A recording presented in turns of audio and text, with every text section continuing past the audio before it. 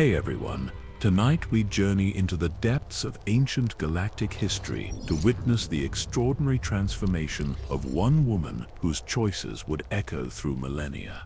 This is the complete story of Nomi Sunrider, from humble healer to Grand Master of the Jedi Order, through love, loss, and the terrible burden of impossible decisions. Before we begin this epic tale, take a moment to like this video if you enjoy these deep dives into Star Wars lore. And here's something heartbreaking. About 83% of you watching right now haven't subscribed yet.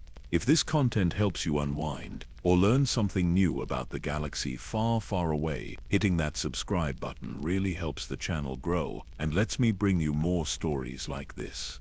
Also, if you're hungry for even more Star Wars lore and want to explore different corners of this vast universe, definitely check out my friend's channel, Loreverse. I've added the link in the description below. Drop a comment and let me know where in the world you're listening from and what time it is where you are. There's something magical about knowing we're all connected across different time zones, sharing these ancient stories together under the same stars. Now settle in, dim those lights, get comfortable in your blanket, and let the soft hum of hyperspace engines carry you into this timeless tale. Long ago, in the golden age of the Old Republic, when Coruscant's spires gleamed like jewels against the cosmic void, and the Jedi Order stood as guardians of peace across 1,000 worlds, there lived a woman who would reshape the very foundations of the galaxy through her choices. Her name was Nomi Sunrider, and her story begins not with lightsabers or ancient prophecies, but with something far more precious and fragile: love.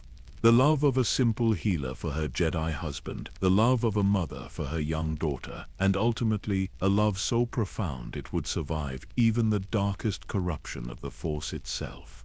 But darkness was stirring in those days. Ancient tombs on forgotten worlds began to whisper with malevolent voices. Sith holocrons, buried for millennia, pulsed with renewed hunger. And on the jungle moon of Yavin 4, something unspeakable was awakening in temples built by a long-dead species, temples that had waited 4,000 years for the right moment to corrupt a Jedi's heart.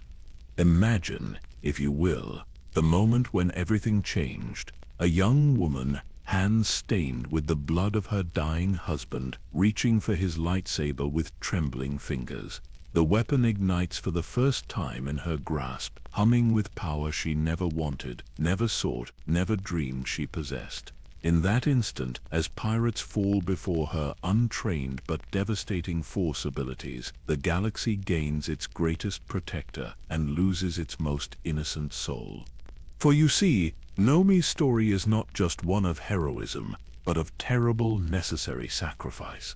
She would love a man who would fall to the dark side. She would bear witness to the corruption of the Jedi she trusted most. And in the end, she would be forced to make a choice that would haunt her forever. To save the man she loved, she would have to destroy the very thing that made him who he was.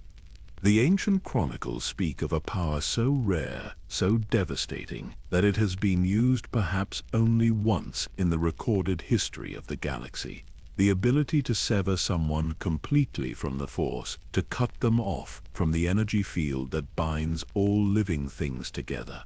It is a power born not of hatred, but of love so pure and desperate that it transcends even the cosmic Force itself. But we are getting ahead of ourselves. This tale must be told properly. From its quiet beginnings on a peaceful mining world called Hispori, through the blood-soaked battlefields of the Great Sith War, to its conclusion in the rebuilt halls of the Jedi Temple on Coruscant.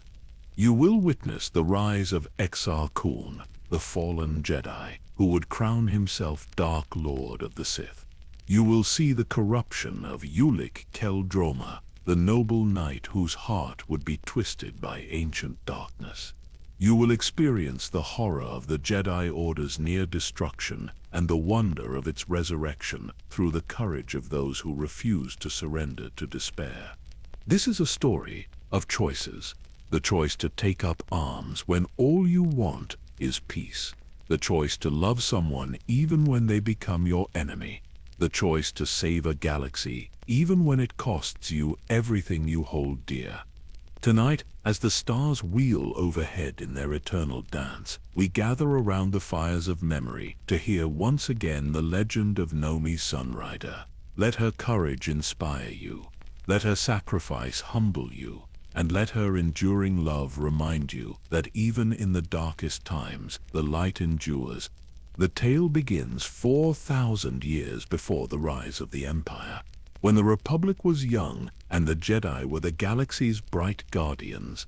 But even then, in that golden age, shadows were lengthening. Ancient evils stirred in forgotten tombs. And a simple woman named Nomi would soon discover that destiny rarely asks permission before it transforms your life forever. In the year 4000 before the Battle of Yavin, when the Galactic Republic stretched its benevolent embrace across thousands of star systems, and the Jedi Order stood at the height of its golden age, the galaxy knew a peace that would not come again for millennia. Coruscant's towering spires pierced the sky like crystal needles, their surfaces gleaming with the reflected light of countless speeder streams. The Senate chambers echoed with debates over trade routes and agricultural subsidies rather than war and survival. Across the core worlds, children grew up never knowing the shadow of galactic conflict, never imagining that such peace could be shattered. Yet even in this age of prosperity, the galaxy remained vast and wild beyond the civilized core. In the Outer Rim territories, beyond the comfortable reach of Republic law, countless worlds harbored their own mysteries and dangers. Ancient ruins dotted unexplored planets, whispering of civilizations that had risen and fallen long before humans had ever looked up at the stars.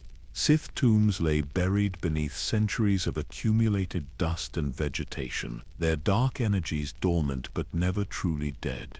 It was on one such distant world, a peaceful mining colony called Hatpori, that our story truly begins. Hatpori was not a world that would appear in any galactic history texts. It had no strategic importance, no rare minerals of galactic significance, no ancient monuments to draw archaeologists from the core. It was simply home to several thousand beings who had chosen a quiet life among the crystal caves and gentle hills of the Outer Rim. The planet itself was a study in serene beauty. Rolling hills covered in silver grass stretched toward horizons painted in perpetual shades of amber and gold. Ancient crystal formations erupted from the earth like frozen waterfalls, their surfaces catching and refracting the light of Hatpori's twin suns into cascades of rainbow brilliance. The air carried the faint music of wind through the crystal caves, a natural symphony that had played for countless ages before the first human settlers arrived. In the modest settlements scattered across Hatpori's surface, life moved at the gentle pace of agricultural cycles and mining quotas. The colonists were largely refugees from various galactic conflicts, beings who had chosen peace over profit, simplicity over sophistication. They asked little from the galaxy except to be left alone to build their quiet lives among the singing crystals. It was here, in a small dwelling overlooking one of the planet's most beautiful crystal valleys, that Nomi lived with her family. Born Nomi da Boda on this very world, she had known no life other than the peaceful rhythms of Hatpori's seasons. Her days were spent in the ancient art of healing, a calling that had manifested itself in her childhood and grown stronger with each passing year. Her hands possessed an intuitive understanding of the body's needs, an almost supernatural ability to sense illness and injury before they became serious. The people of Hatpori came to her small clinic from across the scattered settlements, bringing ailments both common and mysterious. She worked without the advanced medical technology of the core worlds, relying instead on herbal knowledge passed down through generations and an inexplicable gift that seemed to guide her hands to exactly where healing was needed most. Nomi never questioned this ability, never wondered if it might be connected to something larger than herself. It was simply part of who she was, like her dark hair or her brown eyes. Her husband, Nomi Sunrider, was a different sort of being, entirely tall and lean, with the bearing of someone trained in combat but tempered by wisdom. Nomi carried himself with the quiet confidence that marked all Jedi Knights. His lightsaber, when ignited, cast a blue glow that seemed to harmonize with his Pori's crystal formations, as if the weapon itself recognized the natural force energies that flowed through the planet's geological structure. Nomi had come to West years ago, following the guidance of his master Chama, who had sensed that this quiet world held something the young Jedi needed to find. What he discovered was not ancient Jedi artifacts or forgotten Force techniques, but something far more precious. In Nomi he found a kindred spirit whose natural compassion and healing gifts complemented his own dedication to protecting the innocent. Their courtship had been gentle and unhurried, like everything else on Pori. Though Nomi had tried many times to explain the ways of the Force to his wife, Nomi remained stubbornly resistant to Jedi training. She could sense the energy that flowed through all living things, could feel its ebb and flow in her patience, but she had no desire to formalize this connection through lightsaber training or meditation techniques. Her calling was to heal, not to fight. Her place was in her clinic, not wandering the galaxy in search of ancient mysteries. Their daughter Vima was a different matter, entirely. Even at her young age, the child displayed Force sensitivity so strong it was impossible to ignore. Objects moved when she gestured at them. She knew things she could not possibly know, spoke of dreams that seemed more like visions, and Nomi watched his daughter with a mixture of pride and concern, knowing that her abilities would eventually require proper Jedi training, but reluctant to disturb the perfect peace of their family life. The Sunrider home was a place of warmth and laughter, filled with the simple joys of domestic life. Nomi would tend her herb garden in the early morning light, gathering ingredients for her healing preparations, while Vima played among the crystal formations. Nomi spent his days maintaining their small farm, and occasionally taking missions from the local Republic officials when his Jedi services were needed for peaceful negotiations or artifact recoveries. In the evenings, they would sit together on their dwelling's wide porch, watching Pori's twin suns set behind the crystal hills, while Vima practiced moving small objects with the Force under her father's patient guidance. These were moments of perfect contentment, when the vast galaxy with all its conflicts and mysteries seemed very far away indeed. Nomi's master Chama visited them occasionally, an elderly Jedi whose wisdom was matched only by his kindness. He would spend hours with young Vima, teaching her basic meditation techniques and helping her understand the responsibility that came with Force sensitivity. But he also respected Nomi's choice to remain outside the Jedi path, understanding that the Force worked through many different callings. Yet even in this paradise of domestic tranquility, there were signs for those who knew how to read them. Sometimes, late at night, Nomi would wake from dreams filled with shadows and the clash of lightsabers. During his meditations, he caught glimpses of a darkness stirring in distant corners of the galaxy, ancient evils beginning to wake from long slumber. The Force itself seemed restless, as if preparing for some great upheaval. Master Chama felt it too, this disturbance in the cosmic balance. During his visits, he would spend long hours in deep meditation, seeking clarity about the visions that troubled his sleep. Ancient Sith Lords walked through his dreams, their faces hidden behind masks of bone and metal. He saw Jedi falling to corruption, their blue and green lightsabers replaced by crimson blades. But the exact nature of the coming darkness remained hidden, shrouded in the mists of possible futures.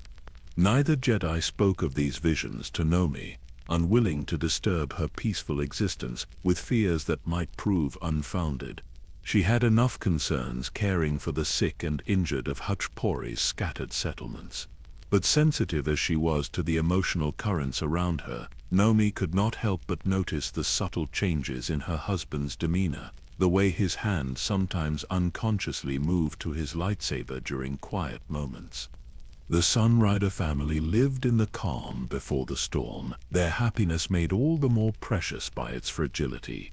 Soon, very soon, a message would arrive that would shatter their peaceful existence forever.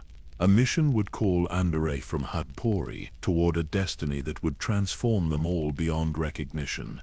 But for now, in these final moments of innocence, they were simply a family sharing dinner as Hopori's crystal caves sang their eternal song and the twin suns painted the sky in shades of gold and amber. In her herb garden, Nomi's healing plants swayed in the evening breeze, their leaves rustling with whispered secrets of the force that she had always possessed but never claimed. The message arrived on a cold Hatpori morning when the twin suns struggled against heavy cloud cover and the crystal caves sang mournful notes through the damp air. Anda found the sealed holocron waiting in their communication terminal, its blue glow pulsing with the unmistakable urgency of a priority Jedi transmission. The moment his fingers touched the device, Nomi felt something shift in the force around their home, though she could not name the sensation that made her hands tremble as she prepared breakfast. Master Chama's weathered face materialized above the holocron projector, his expression grave in ways that spoke of sleepless nights and difficult decisions. The old Jedi's voice carried the weight of necessity as he explained the mission that would change everything. A cache of rare Adegan crystals had been discovered in an ancient mining facility on the edge of Republic space. These weren't ordinary crystals but specimens of extraordinary purity, the kind used in the construction of the most powerful lightsabers ever forged by Jedi artisans. The crystals needed to reach Master Thon on Ambria, where the ancient Tukai would use them in a ritual of profound importance to the Jedi Order. Chama's words carried implications he could not speak aloud over an unsecured channel, but Andor understood the deeper meaning. These crystals were connected to prophecies spoken in the deepest archives of the Jedi Temple, warnings about a time when the Order would need every advantage in a coming war against darkness. What made the mission particularly dangerous was its route through the Stennis Node, a lawless region where pirates and smugglers conducted their business far from Republic oversight. Recent intelligence suggested that these criminal elements had grown bolder and more organized, as if guided by some unseen hand toward specific targets. Several Jedi missions had been compromised in recent months, though the pattern remained unclear to most in the Order. Nomi listened from the kitchen doorway as her husband accepted the assignment, her heart growing heavier with each word. She had learned to read the subtle signs in Andor's posture and voice that indicated the true danger level of his missions. This was not a simple diplomatic negotiation or artifact recovery. This was the kind of assignment that Jedi undertook knowing they might not return home. Young Vima sensed the tension immediately, her force sensitivity picking up on the emotional currents flowing between her parents. The child's toys began floating erratically around the living area, responding to her unconscious distress. She couldn't understand the adult conversations about crystals and ancient masters, but she knew with the clarity that only children possess that something terrible was about to happen. That evening, as Hatpori's twin suns painted the crystal valleys in shades of deep amber, Andore sat his family down for the conversation he had been dreading. The mission would require them to leave Hatpori, at least temporarily. The crystals were too valuable, and the route too dangerous for him to travel alone. More importantly, recent attacks on Jedi had targeted not just the knights themselves but their families, suggesting an intelligence network that knew intimate details about Jedi personal lives. Nomi's immediate response was everything Andor had expected and feared. She wanted no part of galactic conflicts or Jedi mysteries. Her place was among the healing crystals of Hatpori, tending to patients who needed her skills. The wider galaxy with its wars and politics seemed like another universe entirely, one she had deliberately chosen to avoid when she married a man who could have been anything but chose to be a healer's husband. The argument that followed revealed depths of feeling that had remained unspoken during their years of domestic happiness. Nomi accused Andor of putting Jedi duty before family safety, of risking Vima's childhood for the sake of abstract responsibilities to an order that had never done anything for them personally. Andor recounted that the galaxy was changing, that the peace they had enjoyed on Hebapori was becoming increasingly fragile, and that ignoring the growing darkness would not make it disappear. But beneath their heated words lay a deeper truth that neither could articulate. Nami's resistance to the mission stemmed not from selfishness, but from a growing awareness of her own force sensitivity. Being around Andor and Master Chama had gradually awakened abilities she had spent years unconsciously suppressing. She could sense the danger that surrounded this mission like a dark cloud, could feel through the force that accepting it would set them on a path from which there could be no return. Andor, for his part, struggled with his own premonitions. His meditations had been troubled for weeks by visions of lightsaber combat and his own death, images so vivid they felt more like memories than prophecies. Yet his Jedi training demanded that he not allow fear of possible futures to prevent him from fulfilling his present duties. The crystals had to reach Master Thon, and he was the knight chosen for this crucial mission. The resolution came from an unexpected source. Master Chama arrived unannounced 2 days later, his presence immediately filling their home with the calm certainty that marked all great Jedi Masters. He spoke privately with Nomi for hours, walking with her among the crystal formations, while Andor and Vima practiced lightsaber forms in the garden.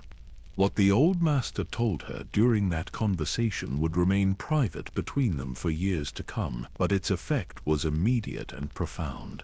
When they returned to the house, Nomi had tears in her eyes and a new resolve in her bearing. She would accompany her husband on this mission, bringing Vima with them to ensure the family remained together, whatever might come.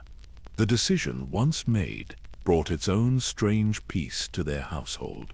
Nomi threw herself into preparations with the focused energy she usually reserved for particularly challenging medical cases. She packed healing supplies and emergency medical equipment, transforming one section of their ship's cargo hold into a mobile clinic. If they were going to face danger, she would be ready to treat whatever injuries might result. Andor spent his time reviewing star charts and intelligence reports, planning routes that would minimize their exposure to known pirate territories, while still reaching their destination within the timeline Master Thon had specified. The Adigan crystals themselves required special handling, their force resonance capable of interfering with ship systems if not properly shielded. Vima responded to the preparations with the resilient adaptability of childhood, treating their upcoming departure as a grand adventure rather than a flight from safety. She helped her mother pack medical supplies and listened with wide eyes as her father explained the basics of hyperspace navigation and stellar cartography. Yet even as they prepared to leave Horpori, signs of the growing galactic crisis continued to accumulate. News broadcasts spoke of increased pirate activity along major trade routes. Several mining colonies had gone silent without explanation. Most disturbing of all, rumors circulated about Jedi Knights who had simply vanished while on routine missions, leaving no trace of their fate. On their final night on Heshpori, the Sunrider family sat together on their porch as they had countless times before, watching the crystal caves catch and reflect the light of distant stars. The familiar songs of wind through stone seemed different now, carrying undertones of farewell that made even Vima unusually quiet. Nomi found herself memorizing every detail of this moment, storing away the sight of her husband's profile silhouetted against the starlight and the sound of her daughter's contented breathing. Some instinct deeper than logic told her that whatever happened on their mission, they would never return to Hespori as the same people who were preparing to leave it. When Andorus finally spoke, his words carried the weight of prophecy, though he intended them only as reassurance.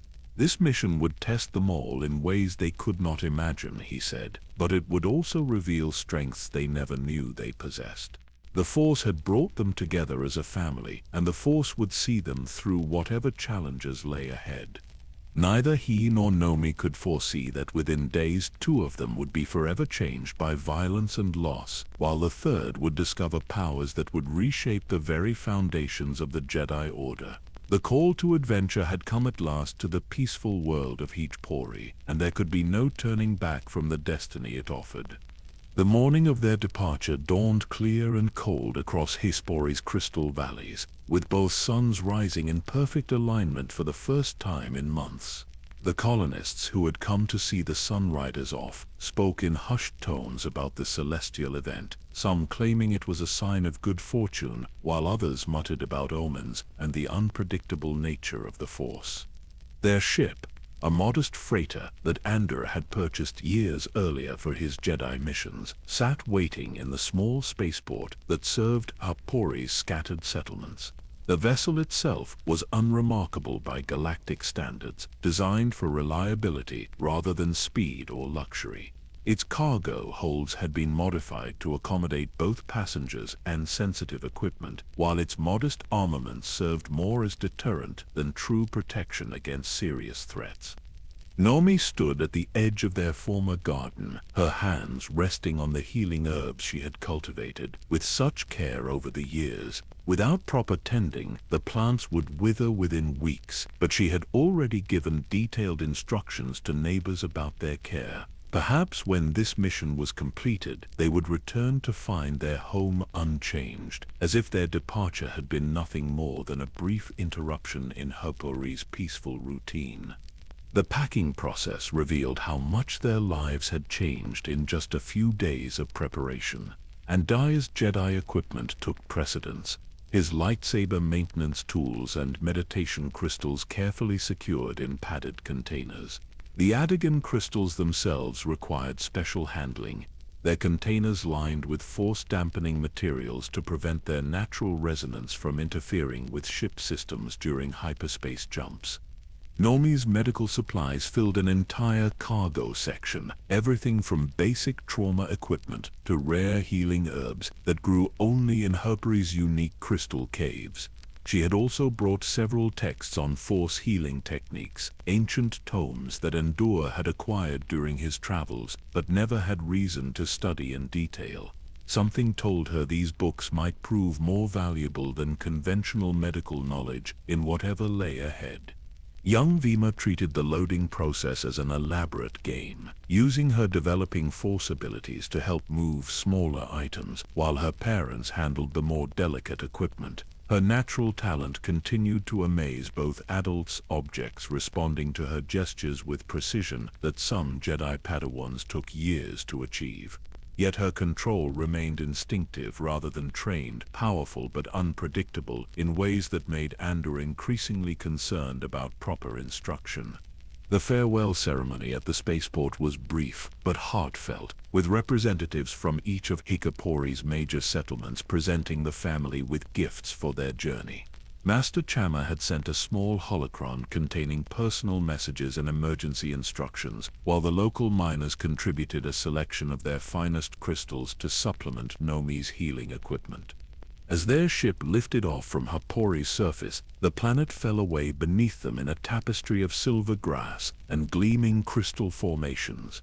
From orbit, their homeworld looked peaceful and eternal, its problems limited to crop rotations and mining quotas rather than galactic conflicts. The sight filled all 3 family members with a longing to simply turn around and return to the life they were abandoning, but the sealed containers of Adagan crystals in their cargo hold made such wishes irrelevant. The hyperspace jump to the Stennis node required careful navigation through several intermediate systems, each transition monitored for signs of pursuit or ambush. Andor had chosen a route that avoided the most dangerous pirate territories, while still reaching their destination within the time frame Master Thorn had specified. The journey would take them through regions of space that had seen increasing criminal activity in recent months, areas where Republic authority existed more in theory than practice. During their first day in hyperspace, the family settled into routines that would sustain them through the voyage. Ender spent his time reviewing intelligence reports and maintaining his equipment, while Vima practiced basic force exercises under her father's patient guidance. The child's abilities grew stronger daily, her connection to the cosmic force deepening with each meditation session. Nomi found herself drawn to the ship's observation deck, where she could watch the swirling tunnel of hyperspace and feel the strange way it affected her force sensitivity. The experience was unlike anything she had encountered on Hepari, where the planet's crystal formations had provided a stable foundation for her healing work. Here, surrounded by the artificial reality of faster-than-light travel, she felt the Force as a living current that flowed through all things, connecting her to every star system they passed. Their ship's modest crew consisted of a pilot named Kodo Pa, a grizzled former Republic Navy officer who had served with distinction during several minor conflicts before choosing the quieter life of freelance transport. His loyalty to the Sunriders was absolute, earned through years of faithful service during Ander's previous missions. More importantly, his skills at detecting and avoiding trouble had kept them safe through numerous dangerous passages. The astromech droid R2K9 provided technical support and maintenance, its personality programming sophisticated enough to serve as both companion and advisor during long voyages. The droid had been modified with additional memory banks containing detailed star charts and hyperspace route calculations, making it invaluable for navigation through the less traveled regions they would have to cross. As they traveled deeper into the galaxy's frontier regions, signs of the growing crisis became increasingly apparent. Emergency broadcasts spoke of merchant vessels that had vanished without trace, while Republic patrol ships reported encounters with unusually well-armed and organized pirate groups. Most disturbing were the reports of attacks specifically targeting ships carrying Jedi passengers, suggesting intelligence networks that knew details about Order missions that should have been classified. On their third day of travel, they encountered their first direct evidence of this new threat, dropping out of hyperspace in a supposedly safe system for routine maintenance. They found the debris field of a recent battle. Scattered among the wreckage were pieces of Republic vessels and what appeared to be modified civilian ships, their hulls bearing scorch marks from multiple weapons impacts. Ander ordered Kodo to conduct a careful sensor sweep while he meditated on the destruction around them. Through the Force, he could sense the echoes of violence and fear that lingered in space around the debris. This had not been a simple pirate attack, but a coordinated ambush involving multiple ships and sophisticated tactics. Whoever was behind these attacks possessed resources and planning capabilities far beyond typical criminal organizations. More troubling still was what Ander sensed beneath the surface violence. There were traces of dark side energy in the area, subtle but unmistakable to his trained perception. Someone touched by Sith teachings had been present during this battle, their corrupt influence lingering like a stain on the fabric of space itself. They departed the system quickly, but the encounter left all of them shaken. Nomi found herself checking their medical supplies more frequently, while Vima's Force exercises became more intense, as if she was unconsciously preparing for conflict. Even their normally steady pilot seemed more alert, monitoring sensor readings with the intensity of someone expecting attack at any moment. Their route to the Stennis node would take them through increasingly dangerous territory, regions where the Republic's protection existed only on star charts rather than in actual patrol ships. Each hyperspace jump brought them closer to their destination and deeper into the web of violence that was spreading across the galaxy's frontier regions. Whatever forces were orchestrating these attacks had clearly identified the Jedi as priority targets, suggesting knowledge of the Order's activities that should have been impossible for ordinary criminals to obtain. The mission to deliver the Adegin crystals was becoming more perilous with each passing hour, but turning back was no longer an option. The peaceful family that had departed Harperai was beginning to transform into something harder and more vigilant, shaped by necessity and growing awareness of the threats surrounding them. Soon, very soon, they would face the reality of galactic conflict in its most brutal form. The Stennis node materialized around their ship like a cluster of ancient stars caught in an eternal dance of gravitational forces. This region of space had earned its reputation as a crossroads of the galaxy, where multiple hyperspace routes converged in patterns that made it invaluable to merchants and pirates alike. Ancient space stations orbited dead planets, their hulls bearing the marks of countless civilizations that had risen and fallen while the node remained constant. Kodo-Pa guided their ship through the maze of asteroids and derelict vessels with the practiced ease of someone who had navigated these passages many times before. The pilot's weathered face showed no emotion, but his hands remained steady on the controls while his eyes constantly scanned the sensor displays for signs of trouble. In regions like the Stennis node, danger could emerge from any shadow, and only the most vigilant survived repeated journeys through its treacherous corridors. Andor stood behind the pilot's chair, his force senses extended as far as possible to detect any hostile presence in the surrounding space. What he found disturbed him more than simple pirate activity would have. There were currents of dark side energy flowing through this region, subtle but persistent influences that spoke of corruption and malevolent intent. Whoever had been operating in the node recently had brought with them the taint of Sith teachings. Their destination was a refueling station that served the more legitimate traffic passing through the area, a converted asteroid, where merchants could replenish supplies and obtain current information about safe passage routes. The station's owner, a Twi'lek named Belhoris, had served as an informal intelligence source for Republic authorities for years, trading information about criminal activities for protection and favorable treatment. As their ship settled into the station's docking bay, Nomi felt an immediate sense of unease that had nothing to do with their unfamiliar surroundings. Her force sensitivity, heightened by days of hyperspace travel, picked up emotional currents of fear and desperation from the station's inhabitants. This was not the normal wariness of frontier dwellers, but something deeper, the kind of terror that came from witnessing events beyond ordinary criminal violence. Belhoris met them at the airlock, his usually jovial demeanor replaced by nervous anxiety that made his head tentacles twitch with agitation. The Twi'lek had always been a source of reliable information, but now he seemed reluctant to meet Andor's eyes directly. When questioned about recent pirate activity, his responses were evasive and filled with references to forces that operated beyond normal understanding. The truth emerged slowly, extracted through careful questioning and patient observation.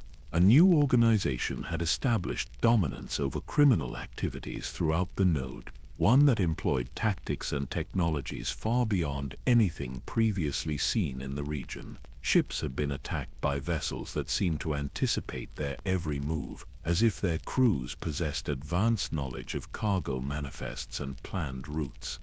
More disturbing still were reports of survivors from these attacks, spacers who described their assailants as beings touched by supernatural powers. Weapons that should have inflicted mortal wounds were turned aside by invisible forces, while the attackers themselves seemed to possess an uncanny ability to predict their victims' desperate tactics. Several witnesses spoke of leaders who carried glowing swords that cut through starship hulls as easily as flesh.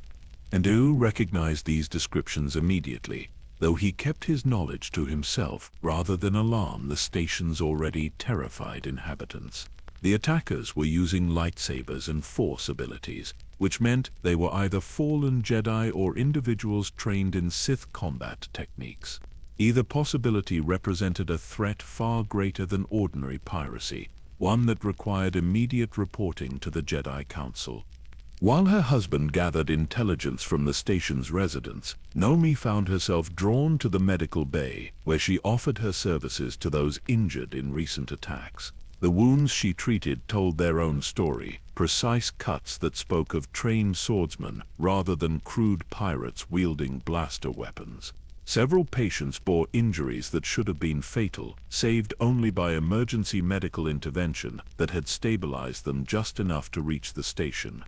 Among these patients was a young freighter captain named Dace Vindalian, whose cargo ship had been attacked just days earlier while carrying what he claimed were simple mining supplies. His crew had been killed, but he had survived by hiding in an emergency compartment while the attackers systematically looted his vessel. What made his account particularly valuable was his description of overhearing conversations between the raiders about specific targets and planned operations. According to Vindalian, the attackers had been searching for something more valuable than ordinary trade goods. They spoke of crystals and ancient artifacts, using terms that suggested knowledge of Jedi terminology and Force-related phenomena. Most chilling of all was their apparent awareness of specific Jedi missions, including references to knights traveling under assumed identities through supposedly secret routes. As Nomi worked to heal Vindalian's injuries, she found her Force abilities responding in ways she had never experienced before. The young captain's wounds seemed to close more rapidly under her touch, while his pain diminished to levels that amazed both patient and healer. Her husband watched from the medical bay entrance, recognizing that his wife's natural gifts were evolving into something that transcended ordinary healing techniques. The implications of what they were learning became clear during a private conference in their ship's quarters that evening. The attacks throughout the Stennis node were not random criminal activity, but part of a coordinated campaign targeting specific individuals and cargo shipments. Someone with access to classified Republic and Jedi information was directing these operations, using fallen or corrupted Force users to eliminate opposition and acquire valuable resources. Young Vima, despite her parents' attempts to shield her from the dangerous knowledge they were accumulating, sensed the growing tension through the Force. Her toys began moving erratically around their quarters, responding to emotional currents that the child could feel but not understand. During her evening meditation with Andorra, she spoke of dreams filled with red lights and shadowy figures that seemed to watch her from the darkness between stars. The family's discussion was interrupted by an urgent communication from Bel Horis, who had received word through his intelligence network that several ships matching their vessel's description had been reported in the area by unknown observers. Someone was tracking their movements, possibly since their departure from Harbury, and their presence at the refueling station had not gone unnoticed by hostile forces. Kodo Pa immediately began emergency departure procedures, while Andor made rapid calculations about alternative routes to their destination. The direct path to Ambria was clearly compromised, which meant they would have to risk passage through even less secure regions of space, where Republic protection was virtually non-existent. Their margin of safety had disappeared, replaced by the certainty that they were now being actively hunted. As their ship lifted away from the asteroid station, Nomi took what she feared might be her last look at civilized space for some time to come. Behind them lay the comfortable certainties of Republic territory, while ahead stretched the lawless regions where only the strong survived. The precious Adigan crystals in their cargo hold had transformed them from peaceful travelers into high-value targets for forces that possessed both advanced intelligence and Force-trained operatives. The attack, when it came, would test every member of the Sunrider family in ways that would forever change their understanding of themselves and their place in the galaxy.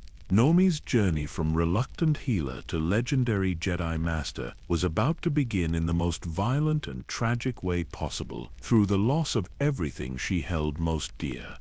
But for now, as their ship accelerated away from the Stennis node toward the uncertain safety of hyperspace, they remained a family united by love and hope. The crystals that sang softly in their shielded containers carried within them the potential for both creation and destruction, waiting for the moment when Nomi would be forced to choose between the life she had known and the destiny the Force had always intended for her. In the depths of space behind them, other ships were already moving to intercept their projected course, their crews guided by intelligence that could only have come from sources within the highest levels of Republic authority. The trap that would claim Anders Sunrider's life and awaken his wife's incredible power was closing with the inexorable precision of a perfectly timed military operation. The attack came without warning in the empty space between star systems, where their ship drifted in the cosmic void, while Qel-Droma made final calculations for their jump to Ambria. What appeared on their sensors as a simple merchant convoy approaching from the outer system edge revealed itself as something far more sinister when the lead vessel opened fire without provocation or demand for surrender. Fathead Stonebone commanded the pirate fleet with the brutal efficiency of someone who had turned murder into a profitable profession. His gang had been operating throughout the Outer Rim territories for months, targeting specific ships with cargo manifests that suggested valuable or unusual contents. What made them particularly dangerous was their access to inside information about Republic shipping schedules and private vessel movements, intelligence that should have been impossible for common criminals to obtain. The first blast from the pirates' weapons array struck their ship's starboard shields with devastating force, overloading power systems and sending violent tremors through the hull that threw the Sunrider family against bulkheads and scattered equipment across their quarters. Emergency alarms shrieked through the corridors while backup lighting cast everything in hellish red shadows that made their familiar surroundings seem alien and threatening. Ndu reached the bridge within seconds of the initial impact, his Jedi reflexes allowing him to navigate the tilting corridors, while normal beings would have been struggling to maintain their footing. What he found there confirmed his worst fears about their attackers. These were not desperate criminals seeking easy prey, but professional killers equipped with military-grade weapons and tactical knowledge that spoke of extensive planning and preparation. Qel-Droma fought to maintain control of their damaged vessel, while return fire from their modest defensive systems sparked harmlessly against the pirates' reinforced shields. The pilot's years of experience told him immediately that they were outgunned and outnumbered, facing enemies who had chosen their ambush site with careful attention to preventing any possibility of escape or effective resistance. In the medical bay, Nomi struggled to secure her equipment while protecting young Vima from the violence that was tearing their ship apart around them. The child's force sensitivity made her acutely aware of the malevolent emotions radiating from their attackers, fear and pain, overwhelming her developing mental defenses until she could barely maintain consciousness. Objects throughout the medical bay began moving erratically in response to her distress, medical instruments floating through the air in patterns that defied normal gravitational fields. The pirates' assault continued with methodical precision, their weapons targeting specific ship systems rather than attempting immediate destruction. They wanted the cargo intact, which meant they had detailed knowledge of what the Sunriders were carrying. Someone had provided Fathead Stonebone with information about the Adegan crystals, transforming what should have been a secret Jedi mission into a carefully orchestrated theft. When the pirates finally breached their hull and boarded the ship, Andar was waiting for them in the main corridor with his lightsaber ignited, and his connection to the Force focused into perfect clarity. The blue blade hummed with energy as he faced the first wave of attackers, his years of training allowing him to deflect blaster bolts back at their sources while advancing steadily toward the boarding tunnel, where more enemies continued to pour onto his ship. The battle that followed would be remembered by survivors as a display of Jedi combat prowess that bordered on the supernatural. Andar moved through the attacking pirates like a force of nature, his lightsaber describing arcs of light that seemed to anticipate his enemies' movements before they made them. Blaster bolts that should have found their mark were turned aside by impossible deflections, while counterstrike after counterstrike found gaps in the pirates' defenses that existed for only fractions of seconds. But even Jedi Knights had limitations, and Andar was facing odds that would have challenged a master with decades more experience. For every pirate he defeated, 2 more emerged from their assault ship to continue the attack. His stamina began to falter under the relentless pressure of deflecting multiple simultaneous attacks while protecting the corridor that led to his family's location. The end came when Fathead Stonebone himself entered the battle wielding a vibroblade that could parry lightsaber strikes and leading a coordinated assault that finally overwhelmed Andar's defenses, The Jedi Knight's death was neither quick nor easy, his final moments spent ensuring that his sacrifice would buy his wife and daughter enough time to escape or find some other means of survival. Nomi felt her husband's death through the Force like a physical blow that drove her to her knees in the medical bay. The connection they had shared for years simply vanished, leaving behind an emptiness that felt like having part of her soul torn away. But beneath the overwhelming grief, something else was awakening in her consciousness, a power that had always existed but had never before been called upon to manifest itself in such desperate circumstances.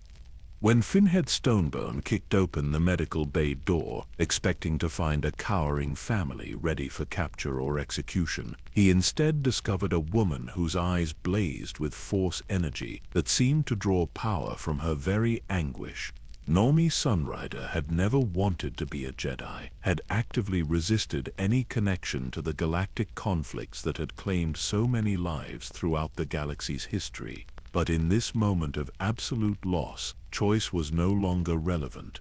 Her husband's lightsaber flew to her hand, as if it had been waiting all these years for this moment of awakening.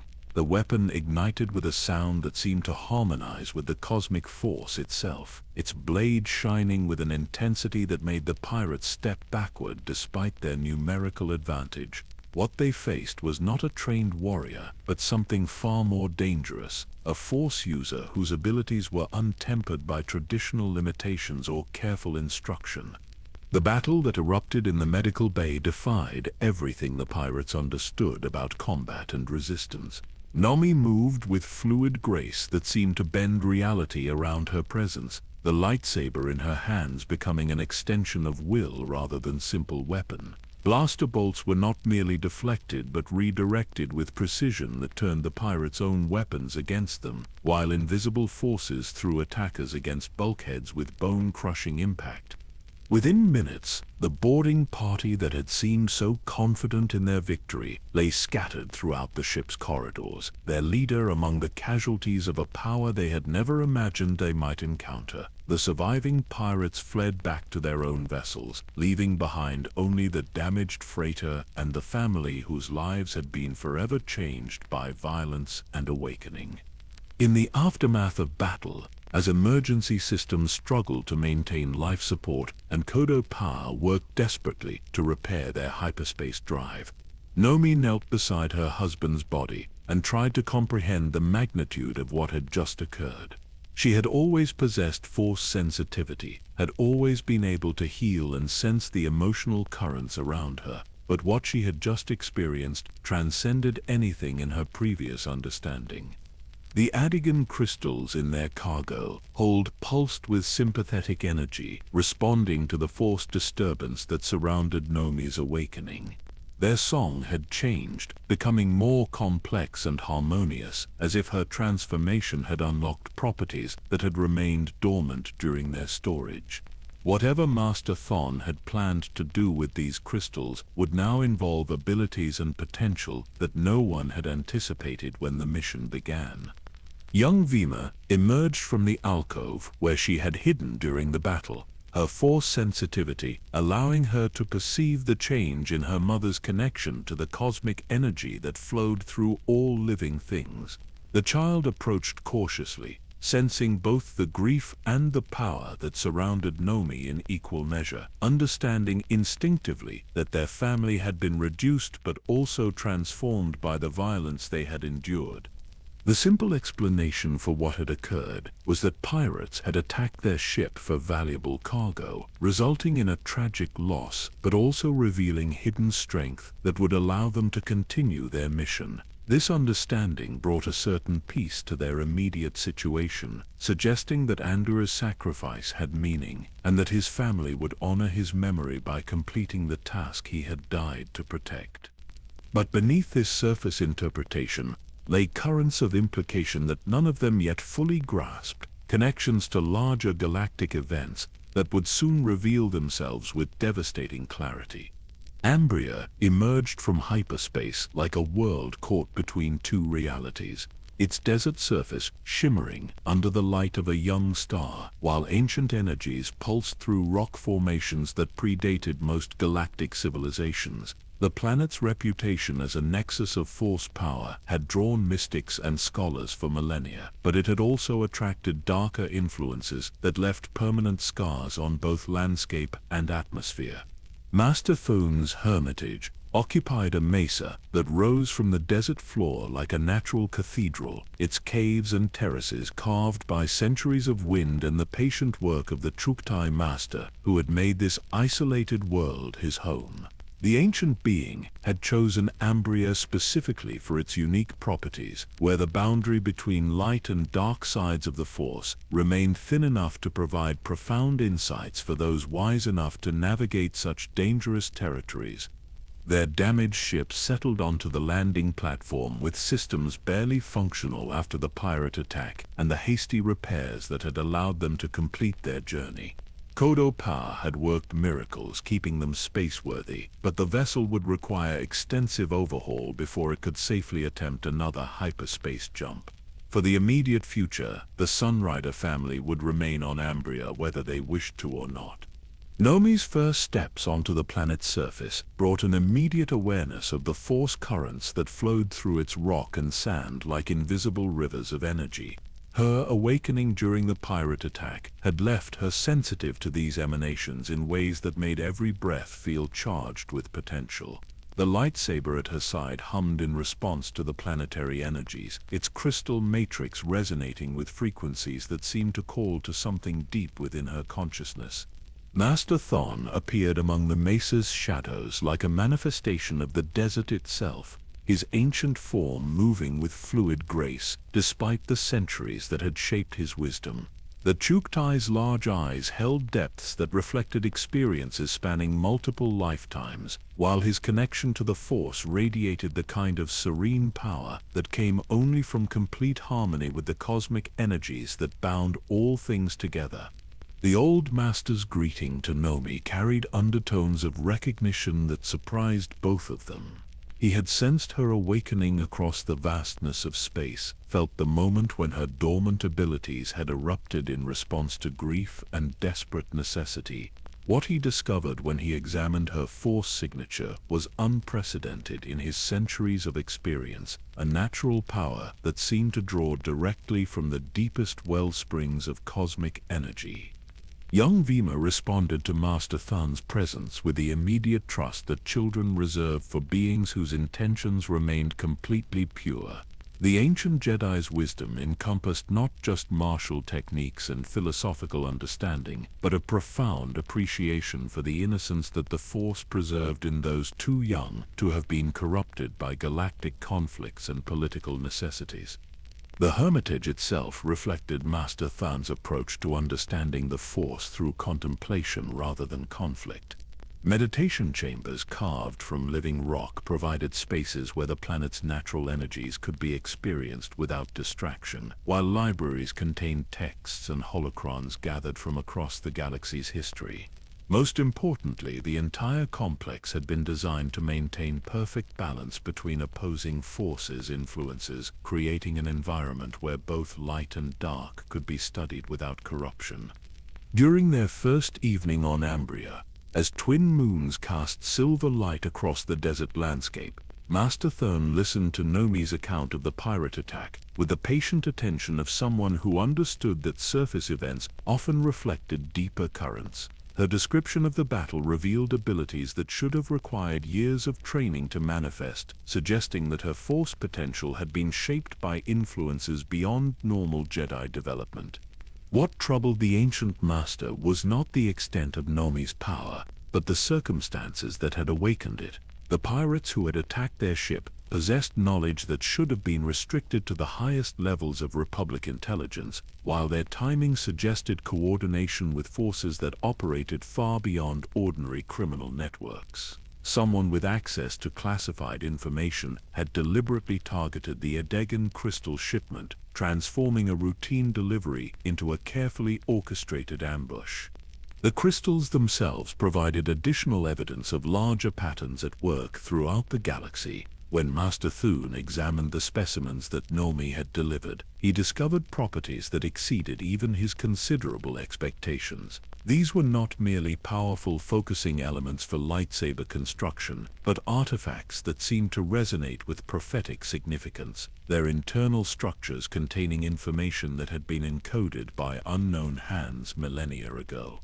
As days passed at the Hermitage, Nomi began the training that would transform her from untutored Force user into disciplined Jedi Knight.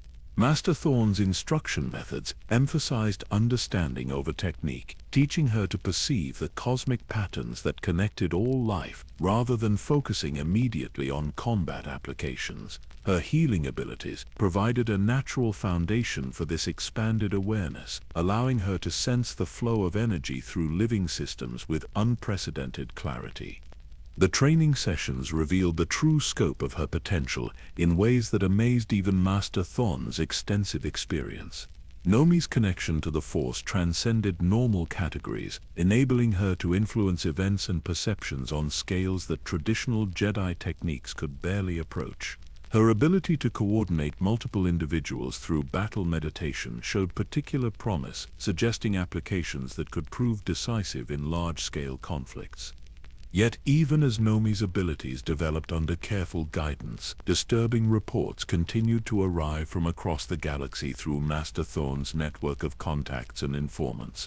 Jedi Knights were disappearing or turning up dead under circumstances that suggested systematic targeting rather than random violence. Several had been found bearing wounds that could only have been inflicted by lightsabers, while others had simply vanished while on routine missions to supposedly safe destinations. Most troubling were accounts of Jedi who had survived attacks but emerged changed, their connection to the Force tainted by influences that no amount of meditation seemed able to cleanse. These fallen knights spoke of visions that promised power beyond traditional limitations, of ancient knowledge that could unlock the true potential of Force sensitivity. Their words carried undertones of corruption that reminded Master Thun of texts he had studied about the Sith Lords of millennia past. During one particularly intensive training session in the deepest meditation chambers, Nomi experienced her first prophetic vision of the darkness that was spreading across the galaxy. She saw a young man whose noble intentions were being slowly corrupted by exposure to Sith artifacts, his growing power matched only by his increasing isolation from the light side influences that had once guided his actions. The vision's emotional intensity left her shaken, sensing that this individual's fate would somehow become intertwined with her own destiny.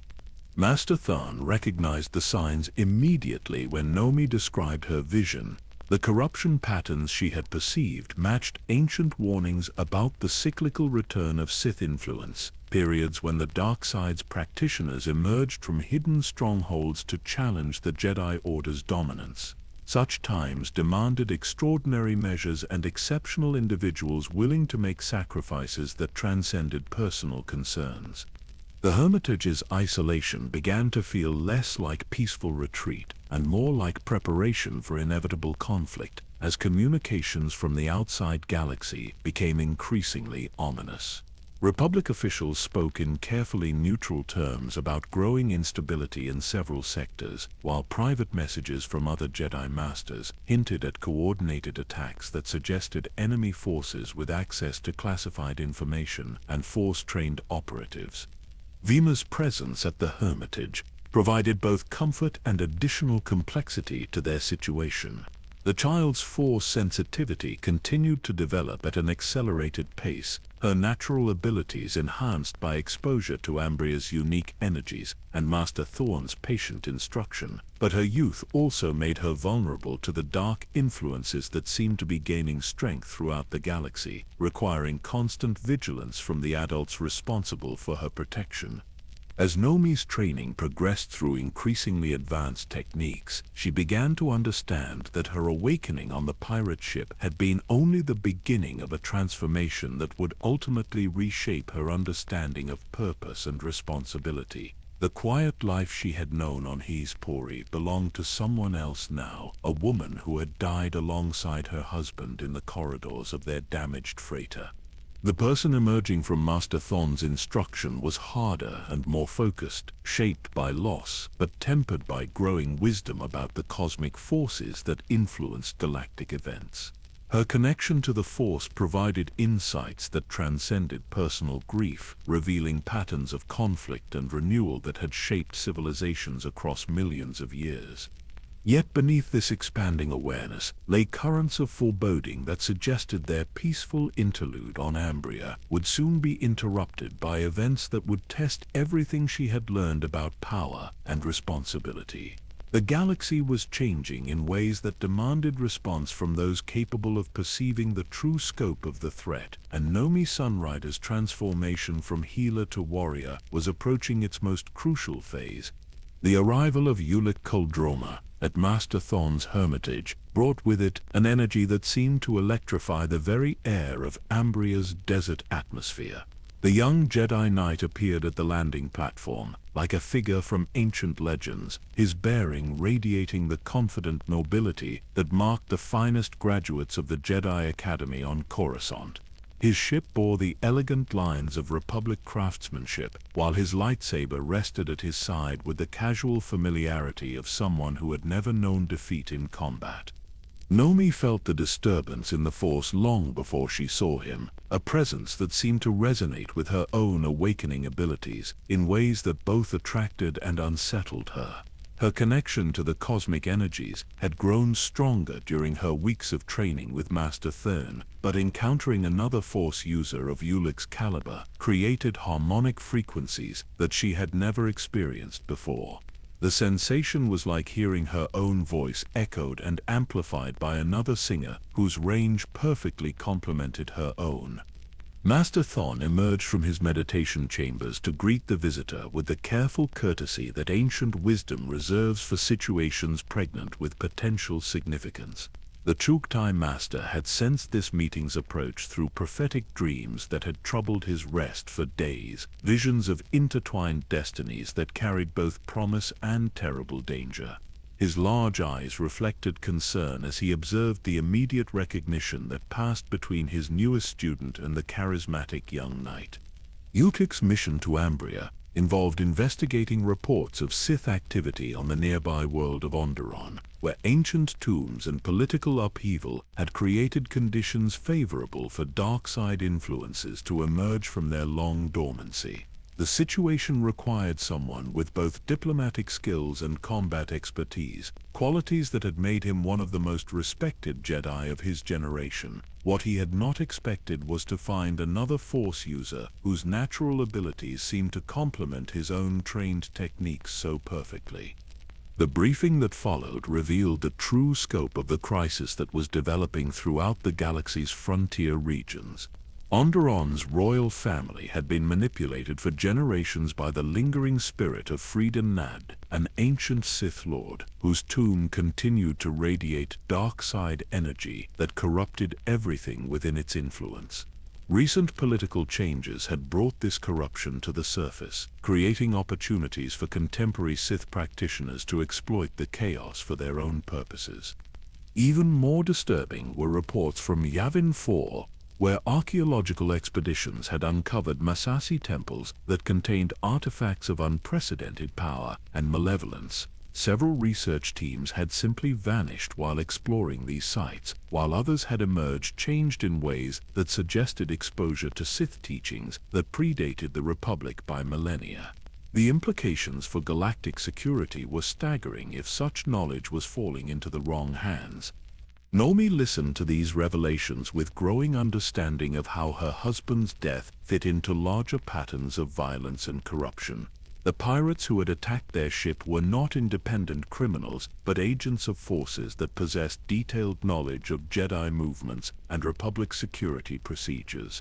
Someone with access to the highest levels of classified information was orchestrating attacks designed to eliminate specific threats and acquire particular resources. During the days that followed, Ulic remained at the Hermitage, while Master Thon provided additional information about the situations developing on both Onderon and Yavin 4. The ancient Jedi's vast knowledge encompassed historical precedents for such crises, periods when Sith influence had emerged from hiding to challenge the established order through corruption and systematic violence. His instruction to both younger Jedi emphasized the importance of recognizing dark side manipulation before it achieved irreversible momentum. The training sessions that brought Nomi and Ulic together revealed complementary strengths that seemed almost designed to function as a unified whole. Her natural healing abilities and growing mastery of battle meditation provided support and coordination, while his combat expertise and diplomatic experience offered the tactical knowledge necessary for confronting organized opposition. Together they accomplished exercises that would have challenged either of them individually. Yet beneath this professional compatibility lay emotional currents that both attracted and troubled them. Nomi's grief for Endor remained fresh and overwhelming, making her reluctant to acknowledge feelings that seemed to dishonor her husband's memory. Ulic, for his part, struggled with attractions that threatened to compromise his Jedi discipline and objectivity. The code warned against such attachments for reasons that were becoming increasingly apparent as their connection deepened. Master Thon observed their developing relationship with the wisdom of someone who had witnessed similar patterns throughout his centuries of experience. The Force often brought together individuals whose destinies were intertwined, but such connections carried both tremendous potential and equally tremendous danger. Love could inspire the greatest acts of heroism or provide the vulnerability through which corruption could achieve its most devastating victories. The Hermitage's peaceful environment provided an illusory sense of safety that allowed both young Jedi to explore their abilities without immediate pressure from external threats. Ambria's unique Force properties enhanced their training, while Master Thon's guidance helped them understand how to channel their growing power through techniques that emphasized harmony rather than domination. These lessons would prove crucial in the conflicts that awaited them. As days passed into weeks, communications from the outside galaxy became increasingly urgent. The situation on Onderon was deteriorating rapidly, with civil war threatening to destabilize the entire system and provide opportunities for Sith agents to establish permanent strongholds. Republic authorities were requesting immediate Jedi intervention, but the scale of the crisis demanded more than traditional diplomatic solutions. Even more disturbing were fragmentary reports about Yavin 4, where something of unprecedented malevolence seemed to be awakening in the ancient temples. Long-range sensors detected energy readings that defied conventional understanding, while the few surviving members of research expeditions spoke of discoveries that had driven their colleagues to madness or worse. Whatever was happening on that jungle moon represented a threat to the entire galaxy if allowed to reach completion. The decision to investigate these crises personally came naturally to Ulic, whose sense of duty and confidence in his abilities made retreat unthinkable when innocents were threatened by dark side corruption. Nomi's choice to accompany him proved more complex, involving considerations that transcended simple obligation or attachment. Her unique abilities might prove crucial in combating threats that conventional Jedi techniques could not address. Master Thon's blessing for their departure carried warnings that reflected his deep understanding of the forces they would be confronting. The corruption that had claimed Freedom Nad centuries ago remained active and dangerous, seeking new hosts through whom its malevolent influence could spread. Resistance to such temptations required not just training and discipline, but wisdom about the subtle ways that good intentions could be perverted toward evil ends. The final evening at the Hermitage passed in meditation and preparation, with both Jedi focusing their consciousness on the challenges that awaited them while trying to achieve the inner peace that would serve as their greatest protection against dark side influences. Vima remained behind in Master Thon's care, her youth making her too vulnerable for the dangers they would be facing. Yet even as they prepared to leave Ambria's relative safety, signs of the growing crisis continued to multiply throughout the galaxy. Additional Jedi had vanished or turned up dead under suspicious circumstances, while entire star systems reported unusual activities that suggested coordinated operations by unknown forces. The peaceful interlude that had allowed Nomi to develop her abilities was ending, replaced by the urgent necessity of confronting threats that could reshape the balance of power throughout known space. Their departure from the Hermitage marked the beginning of a journey that would test everything they had learned about the Force and themselves. The corruption that awaited them on Onderon and beyond would challenge their deepest beliefs about good and evil, while their growing feelings for each other would provide both strength and vulnerability in the battles ahead. As their ship lifted away from Ambria's desert surface toward the star-filled void beyond, neither Ulic nor Nomi could foresee how completely their lives would be transformed by the choices they were about to make. The galaxy was changing around them, ancient evils stirring from long slumber, and their love would become both the greatest weapon and the most devastating weakness in the war that was about to begin.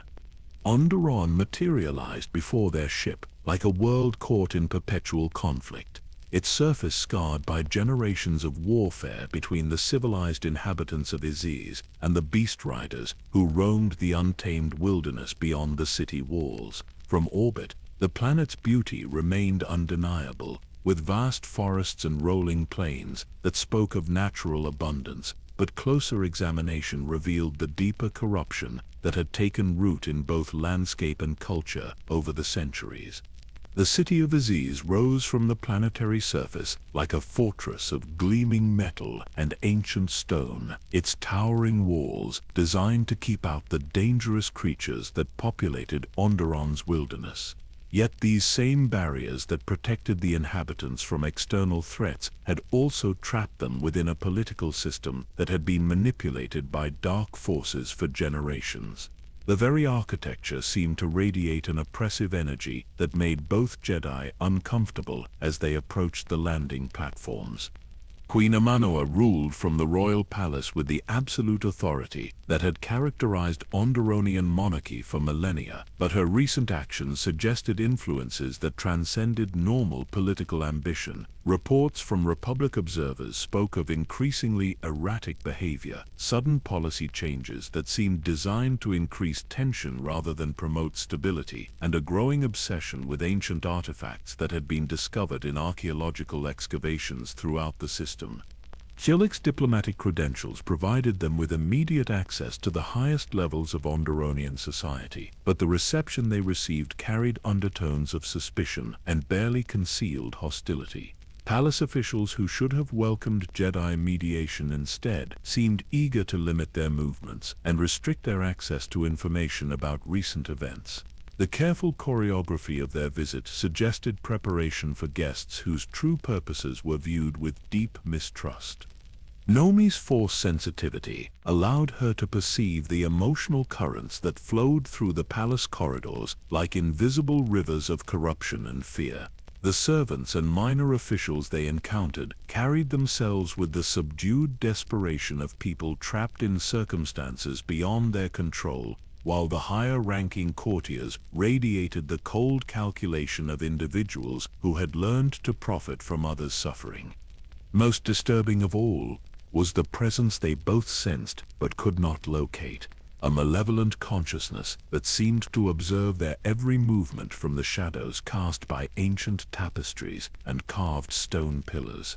This entity possessed knowledge and power that dwarfed anything they had encountered before, its influence permeating the palace atmosphere like a psychic poison that tainted every interaction and conversation. The truth began to emerge during their first formal audience with Queen Amanoa, whose appearance shocked both Jedi, with its transformation from the dignified ruler described in recent intelligence reports. The woman who received them in the throne room bore the unmistakable signs of prolonged exposure to dark side influences, her eyes carrying depths that reflected centuries of accumulated malice rather than normal human experience. When questioned about the civil unrest that was spreading throughout Onderon's wilderness regions, the Queen's responses revealed knowledge that no living person should possess. She spoke of events that had occurred generations ago, as if she had witnessed them personally, while her understanding of Sith philosophy and ancient dark side techniques exceeded what any conventional education could provide. Something was speaking through her, using her voice to communicate with visitors who represented everything it opposed.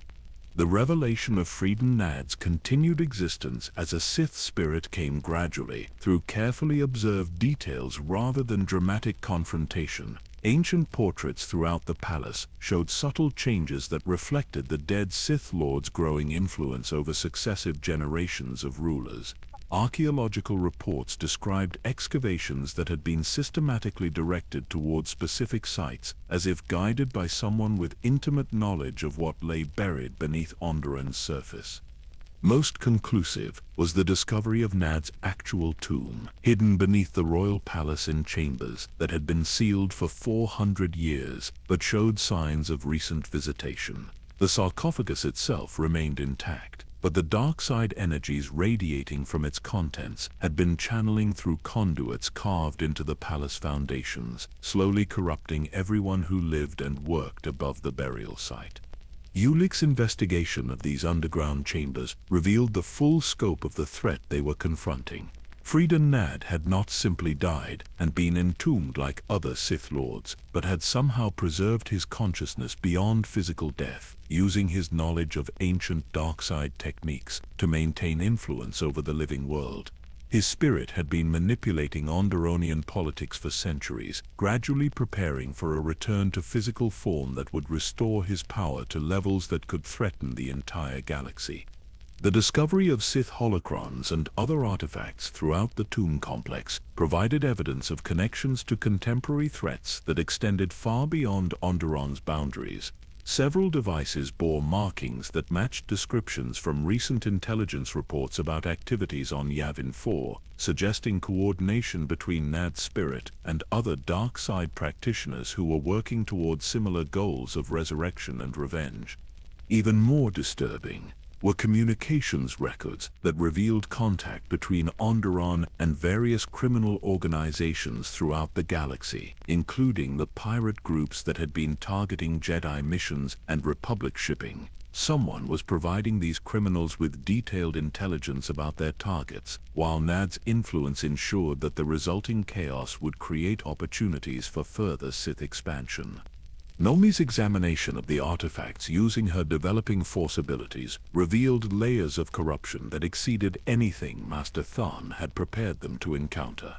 The holocrons contained not just historical information, but active programming designed to influence anyone who accessed their contents, slowly turning even well-intentioned researchers toward dark side philosophy through exposure to persuasive arguments and seductive promises of power.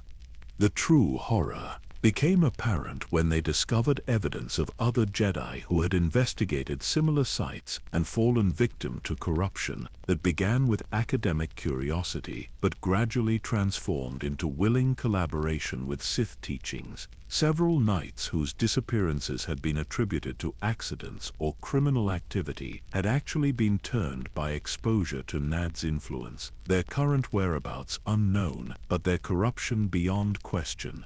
Among these fallen Jedi was a name that struck both Nomi and Ulic with particular force because of his reputation for integrity and wisdom. Exar Kun had been one of the most promising young knights of his generation, known for his scholarly approach to Force techniques and his dedication to expanding Jedi knowledge through careful research. His transformation into something that served Sith interests represented a corruption of ideals that made their own vulnerability frighteningly apparent. The discovery of Kun's fall carried implications that extended far beyond personal tragedy. If someone of his caliber and training could be turned by exposure to ancient Sith knowledge, then no Jedi was truly safe from such influences. The corruption process appeared to be subtle and gradual, beginning with legitimate academic interest but slowly undermining moral foundations through exposure to arguments that seemed reasonable but ultimately served malevolent purposes. What made Kun's situation particularly dangerous was his access to resources and knowledge that could amplify whatever dark side techniques he had acquired.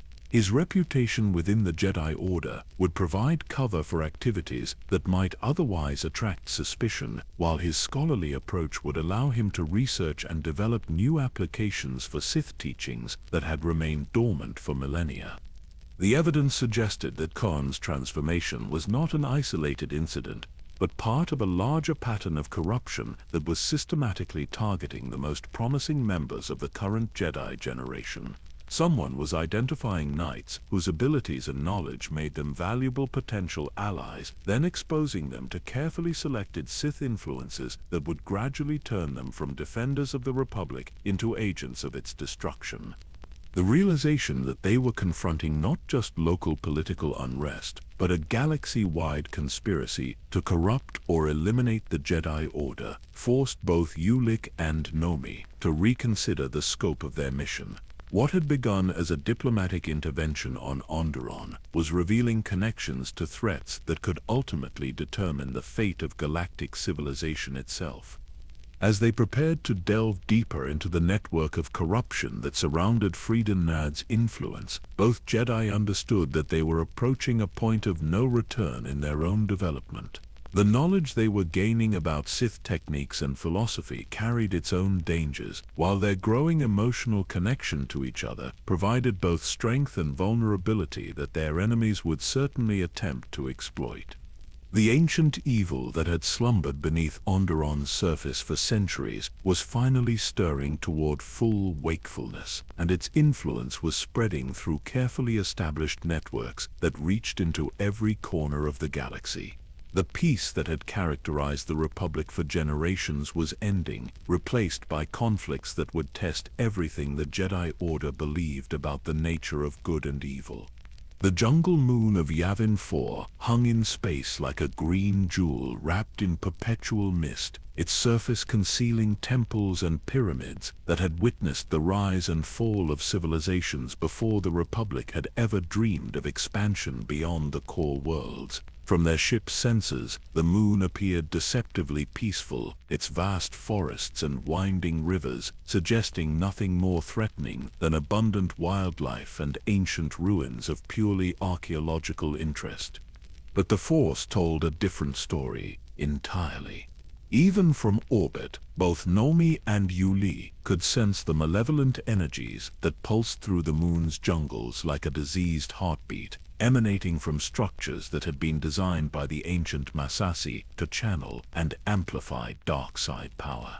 The very atmosphere seemed charged with potential violence, while the wildlife below moved in patterns that suggested influence by an intelligence far more sophisticated than natural instinct. Their investigation of Onderon had provided crucial pieces of a puzzle that was finally revealing its complete and terrifying picture. Freedon Nad's spirit had not been working alone in its centuries-long campaign to corrupt the galaxy's defenders. The ancient Sith Lord was part of a network that included other surviving dark side practitioners, some existing as spirits like himself, while others had found ways to maintain physical form through techniques that violated every principle of natural law. The communications they had intercepted from Queen Aminoa's palace painted a clear picture of coordination between multiple Sith strongholds, with Yavin 4 serving as the primary base for operations that spanned dozens of star systems.